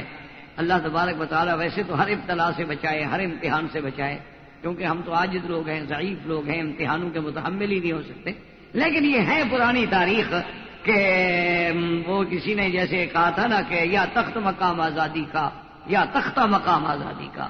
آزادی کا مقام یہ دو ہوتے ہیں، یا جیل سے نکلے تو پھر تخت. اللہ کی شان، یہ اللہ کے فیصلے. کہ سیدنا یوسف علیہ السلام یا تو جیل میں بیٹھے ہیں اور جیل سے نکلے تو کہاں ہے؟ سیدھا تخت پہ مال میں. تو سیدنا یوسف علیہ السلام نے کہا کہ بھئی میں تو نہیں جاتا باہر. ما بال النسوۃ اللاتی قطعن ایدیہن ان ربی بکیدہن علیم. ان عورتوں سے پہلے پوچھو وہ جو بات ہوئی تھی نا ہاتھ کاٹنے کی، وہ کیا ہوا؟ نام نہیں لیا. یوسف علیہ السلام نے یہ نہیں کہا کہ بھئی وہ عزیز کی بیوی سے پوچھو. انہیں جمع کے طور پہ نسوہ تو کہا لیکن نام نہیں لیا. اسی طرح جب بادشاہ نے تحقیق کی اور سارے حقائق کھل گئے، یوسف علیہ السلام کی پاک دامانی تو ثابت ہو گئی، اب وہ علم نشرہ ہو گئی. تو قالت امرأۃ العزیز انا راودته عن نفسه فاستعصم. اور دوسری جگہ قالت امرأۃ العزیز الآن حصحص الحق. تو امرأۃ العزیز یعنی آپ پورے قرآن پہ نظر ڈالیں، غور کریں قرآن میں. قرآن کو جب پڑھیں تو تھوڑا تدبر کیا کریں. اور اللہ تو علام الغیوب ہے، علیم بذات الصدور ہے. اللہ کے آگے کون سا نام چھپا ہوا ہے؟ کہ امرأۃ عمران کا نام کیا ہے؟ کوئی چھپا ہوا نہیں ہے، اللہ تو جانتے ہیں. اچھا بعض مفسرین نے روایات اسرائیلیہ سے نام ذکر بھی کر دیے ہیں، لیکن اللہ نے قرآن میں نام نہیں لیا. اس بات پہ غور کریں کہ اس میں حکمت کیا ہے. اب دیکھیں حضرت موسیٰ علیہ السلام ہیں، اللہ کے پیغمبر ہیں، بڑی شان ہے، لیکن قرآن کیا کہتا ہے؟ وَأَوْحَيْنَا إِلَىٰ أُمِّ مُوسَىٰ. ہم نے موسیٰ علیہ السلام کی اماں کی طرف وحی کی. شان کیا ہے کہ وحی آ رہی ہے، فرشتہ آ رہا ہے، خبر دینے کے لیے آ رہا ہے، لیکن نام نہیں لیا کہ موسیٰ علیہ السلام کی اماں کا نام کیا تھا. اسی طرح موسیٰ علیہ السلام کی والدہ نے جب آپ کو صندوق میں ڈال دیا اور صندوق دریاؤں کی لہروں کے حوالے ہو گئی تو قالت لأختہ قصیہ فبصرت به عن جنب وهم لا يشعرون. بی بی صاحبہ نے موسیٰ علیہ السلام کی بہن سے کہا، نام نہیں لیا. سارا قرآن آپ کھول لیں. وضرب الله مثلا للذين آمنوا امرأة نوح وامرأة لوط. اللہ نے کہا امرأة نوح، امرأة لوط، نوح علیہ السلام کی بیوی، لوط علیہ السلام کی بیوی، نام نہیں لیا. وضرب الله مثلا للذين آمنوا امرأة فرعون. اللہ نے فرمایا امرأة فرعون، نام نہیں لیا. تو اس لیے اندازہ کریں، مفسرین کرام نے لکھا ہے کہ اللہ نے عورت کو اتنی بڑی عظمتوں سے نوازا ہے کہ گویا اس کے نام پر بھی ایک پردہ ہے. تعلیم دی ہے اپنے بندوں کو کہ دیکھو میں خالق ہوں، میں مالک ہوں، میری مخلوق ہے، لیکن میں بھی ان کو نام لے کے نہیں پکارتا. اس کو نام سے نہ پکارا کرو. اس کا نام بھی پردے میں رہے تاکہ کسی بدبخت کو اسکینڈل بنانے کا موقع ہی نہ ملے. جب نام ہی معلوم نہیں تو کیا کہانی بنائے گا. اللہ نے اس کے نام پر بھی اس کی اتنی عزت و عظمت ہے، اتنی حفاظت کی ہے کہ اس کے نام پر بھی پہرا. اسی کو تو وہ لوگ کہہ دیتے ہیں نا جی یہ تو پابندیاں ہیں، لیکن جب آپ تقابل کریں گے کہ اب اگر آپ ایک ہیرے کا ڈائمنڈ آپ کے پاس ہو قیمتی، آپ لاکروں میں جا کے محفوظ کرتے ہیں، اور اگر ایک بے قیمت انگوٹھی ہو تو آپ جہاں مرضی ہے پہنتے ہیں، رکھ دیتے ہیں، اٹھا لیتے ہیں۔ اگر آپ کے پاس آرٹیفیشل جیولری ہے تو آپ ہر وقت یوز کریں گے، اور آپ کے بیڈ پہ پڑی ہوگی، سرانے پڑی ہوگی، آپ کے جناب الماریوں میں پڑی ہوگی، لیکن اس کے مقابلے میں اگر وہ بالکل حقیقی ہے، جینین ہے، اور ایک ہی آپ کے پاس وہ پورا ڈائمنڈ کا سیٹ ہے، تو وہ تو جناب بینک کے لاکر میں ہوگا۔ ایک چابی آپ کے پاس ہے، ایک بینک والوں کے پاس ہے، تو اس کی حفاظت کرنا بے وقوفی ہے، اس پر پابندی لگانے والی بات ہے نہیں۔ اگر ہم ڈائمنڈ کو محفوظ کرتے ہیں تو آپ کہیں گے بڑے بے وقوف آدمی ہیں یار، اتنے گھر میں کمرے ہیں، لاکر میں رکھنے کی کیا ضرورت ہے اس کو؟ گھر میں کمرے ہیں، سیف ہے، صندوق ہے، چوکیدار ہے، تالا ہے، دروازہ ہے، یہ بڑا پاگل آدمی ہے، کام کا گیا، لاکر خریدا، پیسے بھر کے بینک میں رکھا ہوا، تو اس کو آپ بے وقوف کہیں گے یا کہیں گے یار یہ بڑا سمجھدار آدمی ہے کہ گھروں میں تو ڈکیٹیاں ہو جاتی ہیں، چوریاں ہو جاتی ہیں، نقصان ہو جاتے ہیں، اچھا ہے کہ بڑی محفوظ مقام پہ رکھا ہے، کم از کم قیمتی چیز محفوظ تو رہے، یہ تو نوادرات ہیں، یہ تو روز نہیں ملتے ہیں۔ تو اب ایک آدمی کی منطق ہی الٹی ہو جائے، ایک آدمی کو جناب ہر چیز اسلام کی الٹی نظر آئے تو اس کا تو کوئی علاج نہیں۔ اسی طرح ایک دفعہ اتفاق سے میں شاید نیو جرسی میں تھا یا ہیوسٹن میں تھا، اللہ عالم، بہرحال ایک پلازے میں ہم گئے، کچھ چیزیں خریدنی تھی، تو وہ تھک گئے تو میں ایک بینچ پہ بیٹھ گیا۔ میں نے ساتھیوں سے کہا کہ آپ گھوم لیں، میرا میں تھک گیا، میں یہاں بیٹھا ہوں انتظار کرتا ہوں، جب سب فارغ ہو جاؤ مجھے آ کے لے لینا۔ انہوں نے کہا جی ٹھیک۔ اور اتنے میں آدمی آ گیا، وہ بیچارہ اللہ عالم یعنی عیسائی تھا، یہودی تھا، اللہ عالم، کیونکہ اب لباس سے تو پہچانا نہیں جاتا نا۔ آج کل تو خیر لباس ایسا ہے کہ مسلمان بھی نہیں پہچانا جاتا، تو ہم ان کو کیسے پہچان لیتے؟ آج کل تو لباس کے معاملے میں ہم بھی اتنے ایڈوانس ہو گئے ہیں کہ باہر جائیں تو اللہ کا فضل ہے کوئی پتہ نہیں لگتا، بلکہ اب تو یہ بھی مصیبت ہو گئی نہ ہی کا پتہ لگتا ہے نہ شی کا پتہ لگتا ہے، ایک اور بھی پرابلمز ہو گئی ہے۔ تو بہرحال وہ آگے میرے ساتھ بیٹھ گیا، اس نے دیکھا کہ بھئی یہ داڑھی ہے اور ہم دور سے پہچانے جاتے ہیں، انہوں نے کہا جی آپ مسلمان؟ ہاں ٹھیک مسلمان ہوں۔ وہ خیر بیٹھ گیا، کہنے لگا جی اسلام میں عورت پر بڑی پابندی۔ میں نے کہا جی کیا پابندی ہے؟ میں نے کہا یار مجھے بتاؤ کہ عورت پہ کیا پابندی؟ دیکھو نا جی عورت ہے وہ باہر نہ نکلے، اور عورت ہے وہ اپنا فرینڈ نہ بنائے، وہ اپنی مرضی سے شادی نہ کرے، ولی الامر ہونا چاہیے، اور اس کا جب تک ولی الامر راضی نہ ہو تو اس کا نکاح نہیں ہو سکتا ہے۔ تو یہ اس قدر کی پابندیاں بھی، عورت بھی تو ایک انسان ہے، اسلام اتنا اس کو کیوں قید و بند میں رکھتا ہے؟ میں نے کہا جی بات یہ ہے کہ آپ ماشاءاللہ کافی پڑھے لکھے آدمی معلوم ہوتے ہیں، اور اسلام کی پابندیاں بھی آپ کو نظر آ گئی ہیں۔ میں نے کہا آپ کے ہاں بھی کوئی پابندی ہے کہ 18 سال سے پہلے لڑکی کچھ نہیں کر سکتی؟ کوئی پابندی ہے ایسی؟ 18 سال جب عمر ہو جائے پھر تو ٹھیک ہے جو مرضی ہے کریں، لیکن جب تک وہ 18 سال تک نہ پہنچے اس وقت تک وہ کچھ نہیں کر سکتی، یہ پابندی آپ نے کیوں لگا دی؟ یعنی 18 سال تک وہ پاگل تھی؟ وہ تو 18 سال تک یونیورسٹی سے پڑھ کے بی اے کر گریجویشن کر کے آ جاتی ہے، تو اس وقت تک آپ نے پابندی کیوں لگائی؟ اس کی وجہ کیا ہے؟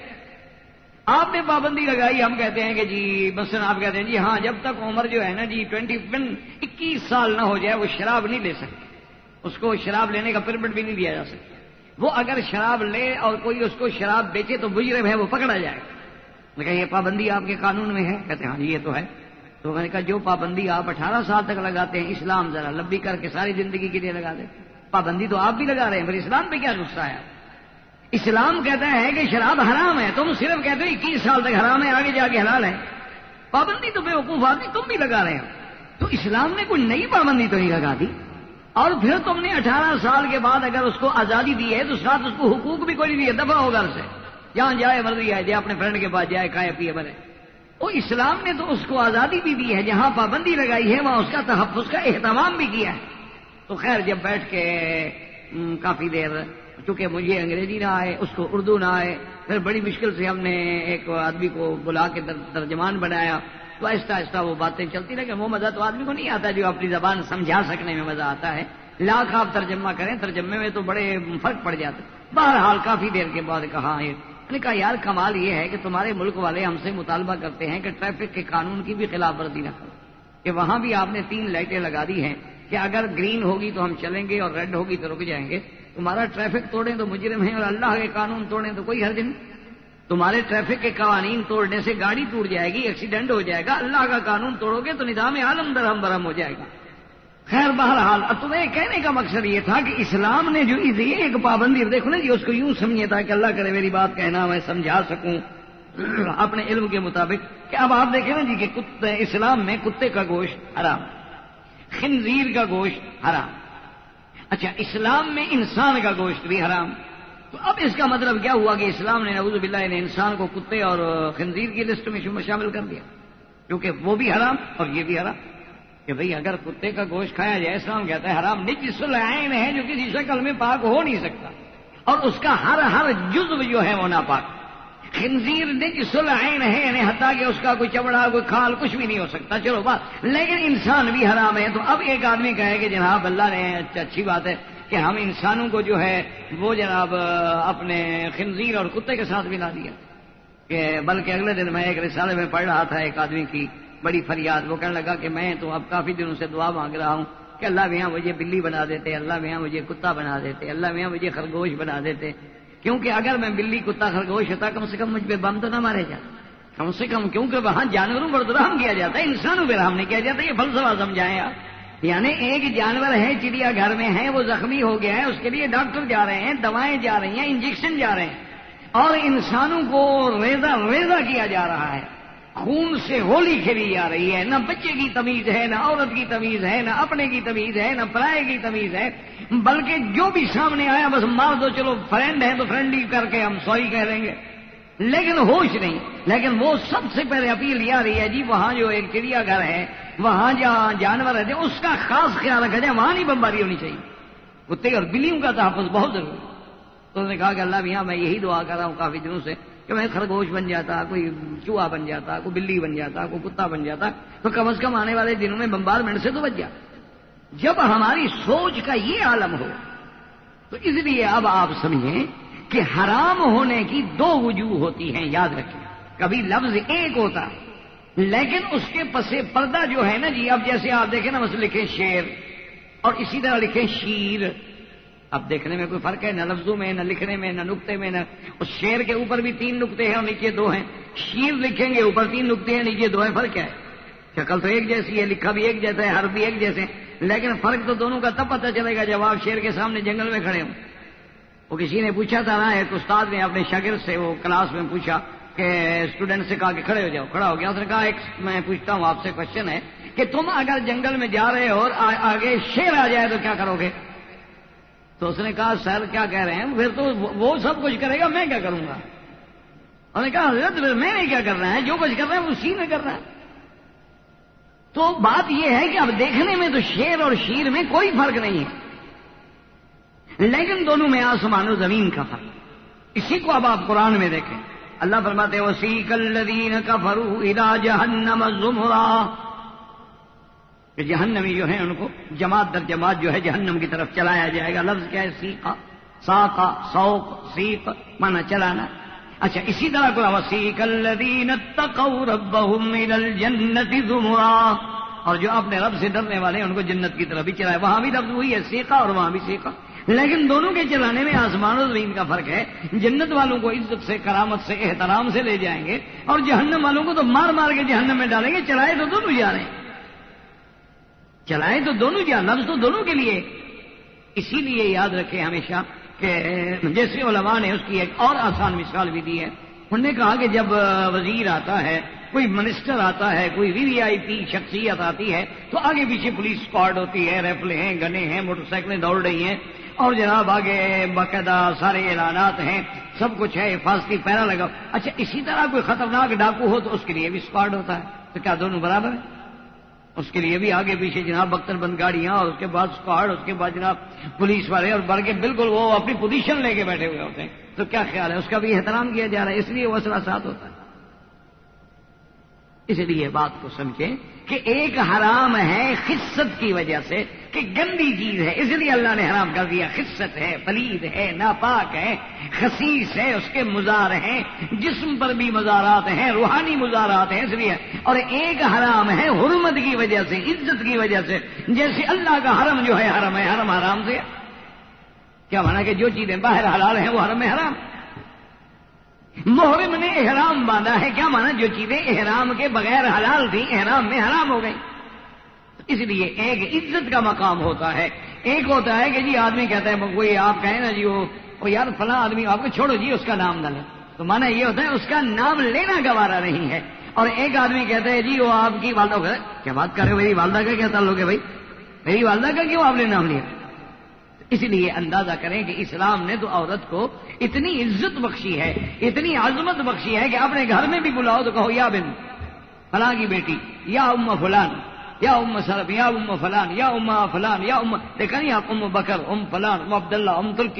عربوں میں آپ دیکھیں گے ماں جو ہے بیٹے کے نسبت سے پکاری جائے گی اس کے حوالے سے. تو اسلام نے یہ عزت دی عورت کو کہ نام نہیں دیا.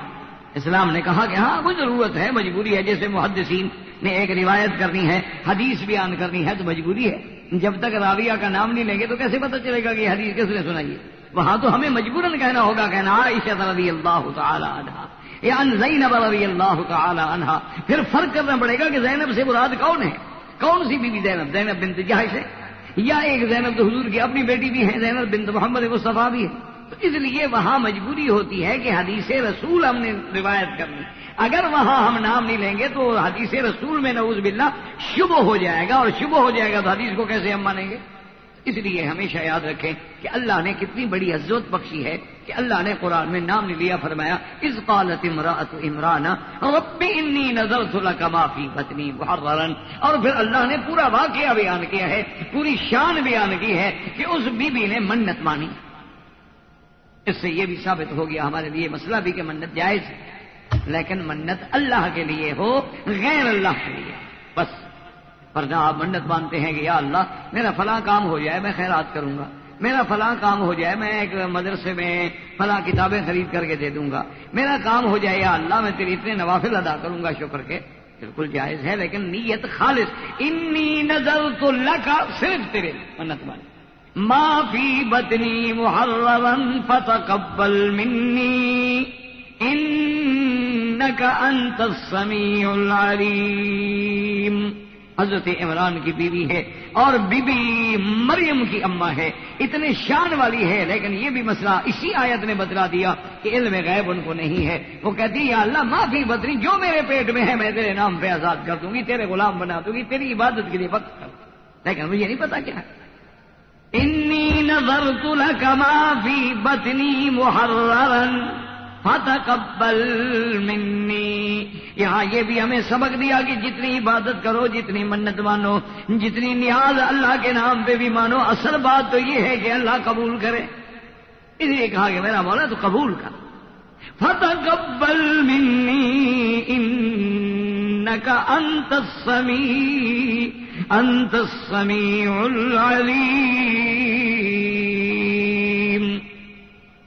اب قرآن پاک نے پورا واقعہ بیان کیا کہ بی بی کے ہاں جب وضع عمل ہوئی، خدا کی شان ہے کہ لڑکے کے بجائے لڑکی پیدا ہو گئی. اب یہ تو اللہ کی شان ہے، یہ اللہ کا مقام. دیکھیں حالانکہ وہ اللہ کے لیے منت مان کے بیٹھی ہوئی ہے، لیکن اللہ نے لڑکی دی. اور اسی لیے یاد رکھیں کہ علماء نے لکھا ہے کہ لڑکی کے پیدا ہونے پر غم کا اظہار کرنا علامت یہودیت ہے، علامت جاہلیت ہے، علامت کفر ہے. اور لڑکی کے پیدا ہونے پہ خوشی کا اظہار کرنا جو ہے وہ علامت مسلمان ہے، علامت اسلام ہے. کہ اللہ نے نعمت ہے، بچی ہو تو ٹھیک ہے، لڑکا ہو ٹھیک ہے. اگر ساری دنیا میں لڑکے ہی ہوتے تو ہم کہاں سے پیدا ہوتے؟ سلسلہ تناسل ہی ختم ہو جاتا، تناسل توالد ہی ختم ہو جاتا. اور بلکہ بعض علماء نے تو یہ لکھا ہے کہ آدمی کے شادی کے بعد جس کے ہاں پہلی بچی پیدا ہو تو اللہ کہتے ہیں وہ بڑی مبارک ہوتی ہے، کیونکہ وہ کہتے ہیں کہ حضور صلی اللہ علیہ وسلم کا بقائے نسل جو ہے وہ بھی تو اب بیٹیوں کی طرف سے ہے نا، بیٹے تو پہلے فوت ہو گئے. تو اس لیے اب اللہ کی شان دیکھیں گے. بی بی نے منت مانی اور منت بھی اتنی بڑی کہ ما فی بطنی محررا، تیرے نام پہ آزادی. اب جناب بچی پیدا ہو گئی. جب بچی پیدا ہوئی تو بی بی صاحبہ بیٹھی ہیں اور اللہ کے آگے درخواست کر رہی ہیں کہ مولا آپ جانتے ہیں کہ بچی پیدا ہوئی، اور میرا مولا اب یہ بھی جانتے ہیں کہ بہرحال جو بات مرد اور عورت میں ہے، جو بات مرد میں ہے وہ عورت میں نہیں ہو سکتی، کیونکہ میں نے تیرے گھر کی آزادی کے لیے منت مانی تھی. اب ایک عورت کا تیرے گھر میں ہر وقت رہنا اور ایک عورت کا بغیر محرم کے رہنا، ایک عورت کا بغیر کسی محافظ کے وہاں زندگی بسر کرنا، لیکن میں اپنی منت سے باز نہیں آؤں گی. میں نے جو منت مانی ہے وہ.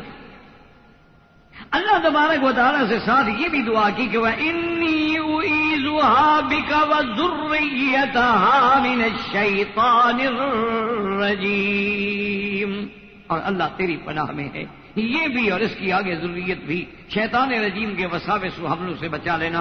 اب جناب اللہ تبارک و تعالیٰ نے اس بی بی کو، اس بچی کو قبول فرما لیا۔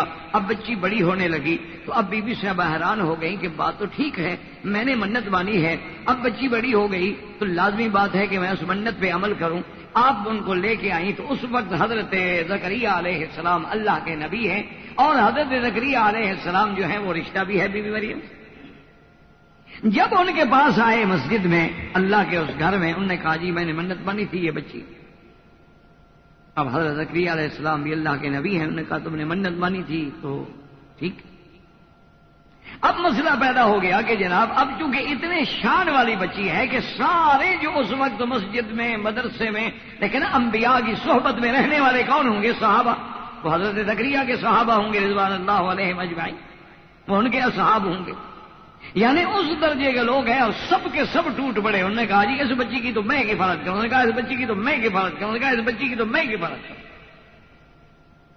نعوذ باللہ، اگر اسلام میں، اگر دین میں، دین انبیاء میں عورت کے مقام کا کوئی نعوذ باللہ حقیر پہلو ہوتا، کسی کو کیا تو کہتا اپنی نہیں لے جاؤ، ایک بچی کو لے کے آ گئی ہے اور کہتی ہے جناب اس کو مسجد میں رکھ لیں، میں نے منت مانی تھی، کیوں ہم تمہاری بچی بلکہ لے جاؤ تم۔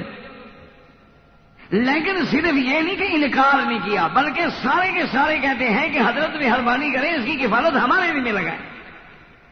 اب حضرت زکریا علیہ السلام نے دیکھا کہ یہ تو بڑی مشکل شکل ہو گئی، یہ تو سارے مطالبہ کر رہے ہیں کہ بی بی مریم کی کفالت ہم کریں گے۔ انہوں نے کہا اچھا بھائی ایک فیصلہ کر، جب کسی بات میں جھگڑا ہو جائے تو فیصلہ ہوتا ہے قرآن اندازی کرنا، جس کے نام اللہ قرآن نکال لے وہ جھگڑا ختم۔ سب کے سب راضی ہو گئے۔ انہوں نے کہا کہ ٹھیک ہے جی ہم قرے پہ راضی ہیں۔ اچھا اب اندازہ کرو جناب قرا کیسے نکالا جا رہا ہے؟ وہ ہمارا قرا تو نہیں تھا نا، وہ تو پیغمبر کا قرا تھا نا۔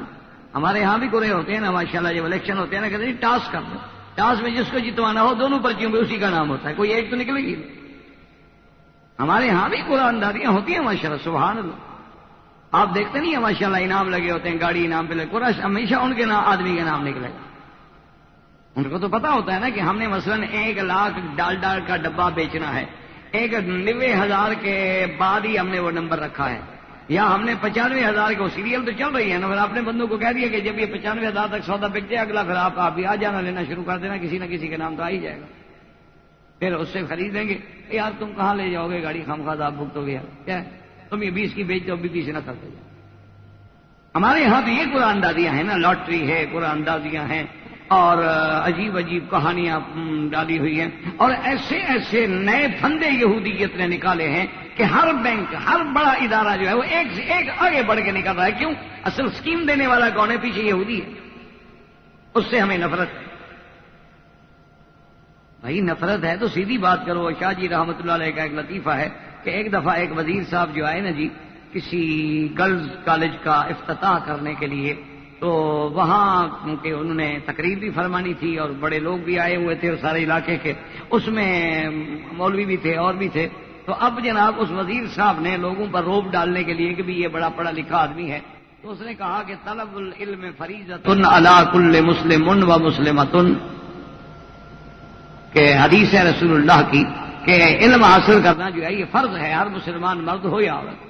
تو یہ حدیث پڑھی تو شاہ جی کو کسی نے وہ ٹیپ سنائی وزیر صاحب کی، تو شاہ جی کا رات کو وہیں جلسہ تھا، شاہ جی نے کہا کہ وزیر صاحب اپنے باپ کی بولی بولو، میرے نانے کی بولی تو نہ بولا کر،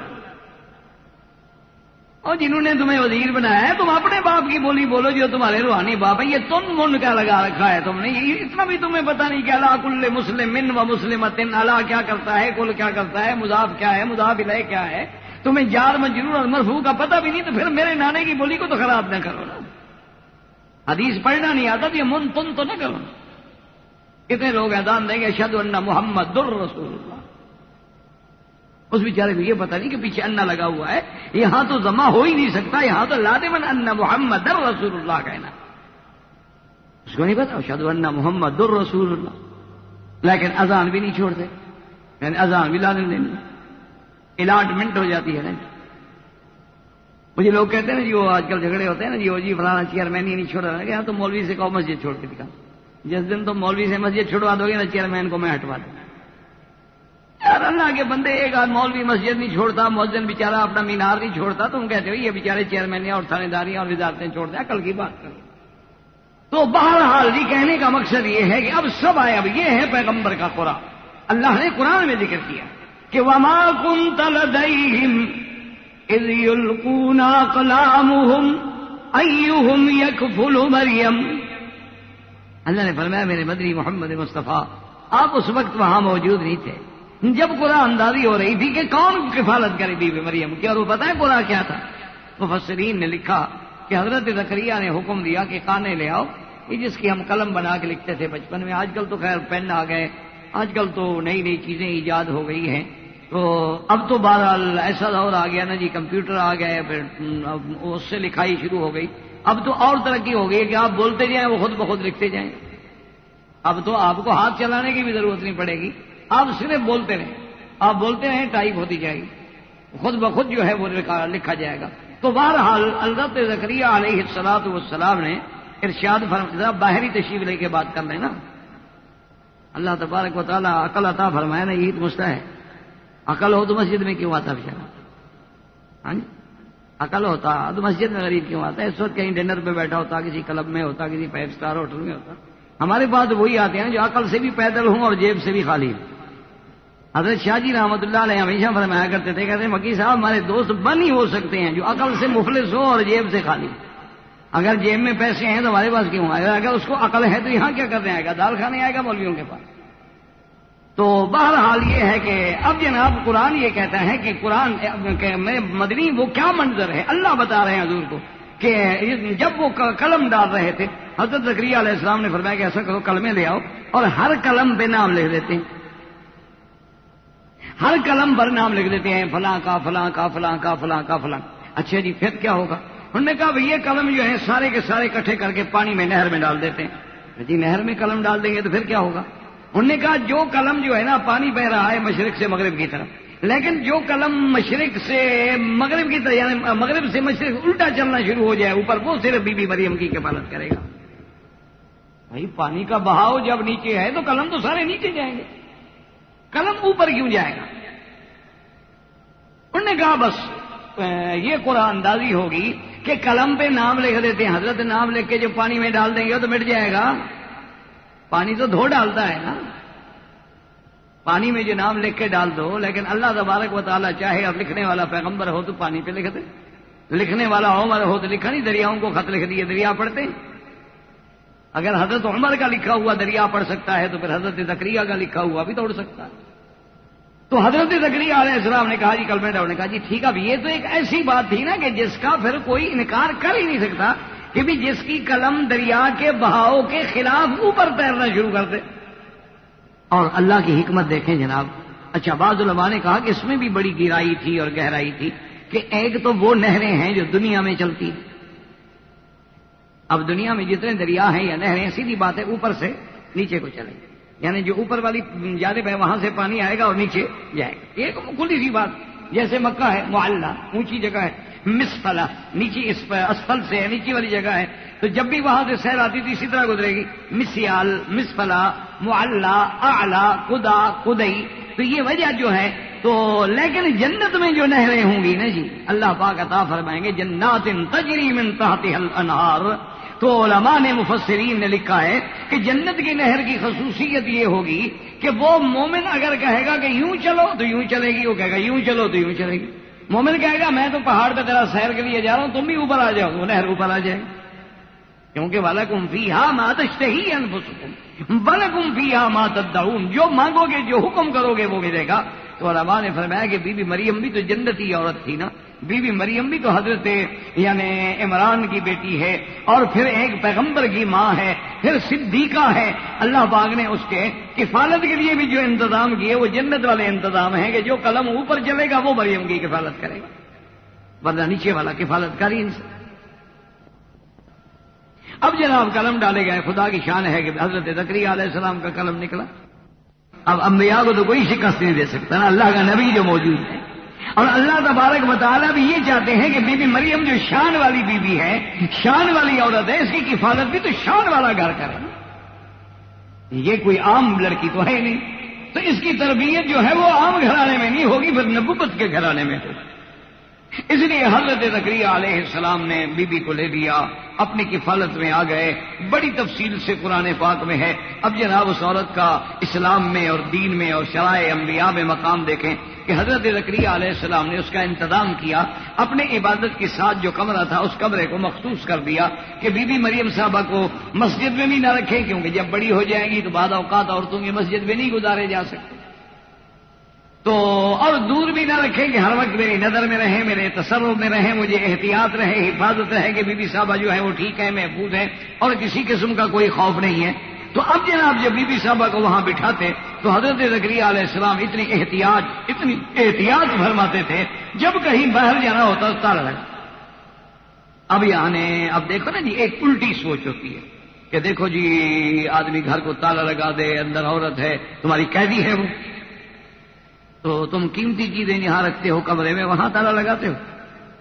وہ کیوں تالا لگاتے ہو؟ وہ نہیں کام کھا تالا لگا تو کھلا چھوڑ دو دروازہ، بلکہ چابی جب جاؤ تو گھر کے باہر لٹکا کے چلے جاؤ. تم نے اچھی گاڑی خریدی ہو تو ایک تو گیراج کا تالا ہو، ایک تیری گاڑی کا تالا ہو، ایک اسپیشل لاک ہو، اور اس کے بعد ایک چور سوئچ ہو جس کا سرے تمہیں پتا ہو. گاڑی کے لیے اتنا حفاظت ہے، عورت تمہارے نزدیک اتنی بے قیمت ہے. منفی سوچ سے کیوں سوچا جاتا ہے؟ مثبت سوچ کیوں نہیں پیدا کرتے ہو کہ اسلام نے اس کو عزت اتنی بڑی دی ہے کہ زکریا علیہ السلام نے اس کو محراب میں جہاں عبادت کا کمرہ ہے وہاں بٹھایا ہوا ہے. اچھا، خدا کی شان ہے کہ زکریا علیہ السلام، اللہ کا قرآن فرماتا ہے کلما دخل علیہا زکریا المحراب وجد عندها رزقا قال یا مریم أنى لك هذا قالت هو من عند الله إن الله يرزق من يشاء بغير حساب. اللہ تبارک و تعالیٰ کی شان دیکھیں کہ جب حضرت زکریا علیہ السلام آئے اور جب بھی حضرت داخل ہوتے کل وجد عندها رزقا، یہاں لفظ ہے رزق. اس لیے ہمیشہ یاد رکھیں کہ لفظ رزق جو ہے یہ عام ہوتا ہے، صرف اس سے مراد پھل نہیں ہوتا. جیسے اللہ تبارک و تعالیٰ کے پیغمبر ابراہیم علیہ السلام نے دعا کی تھی وَارْزُقْهُم مِّنَ الثَّمَرَاتِ.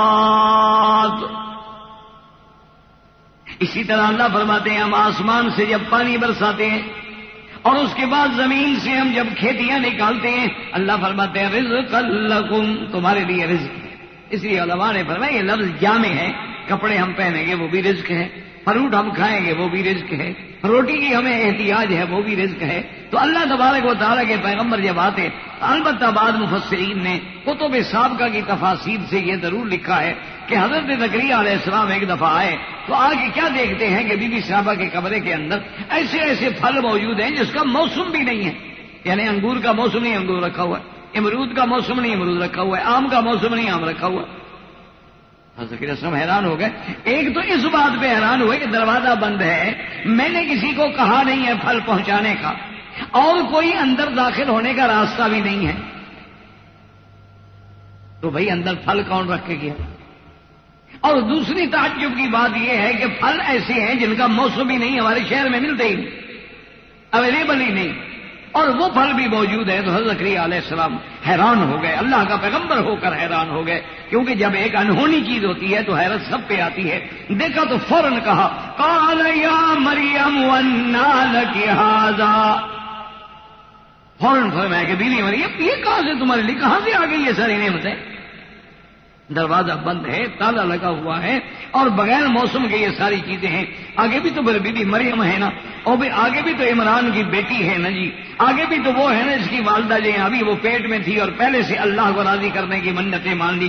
فوراً کہتی ہیں قالت هو من عند اللہ، یہ سب میرے اللہ کی طرف سے، اللہ تبارک و تعالی. اب دیکھیں دونوں شان دیکھیں کہ بی بی مریم کی کفالت حضرت زکریا کے ذمہ ہے، لیکن اللہ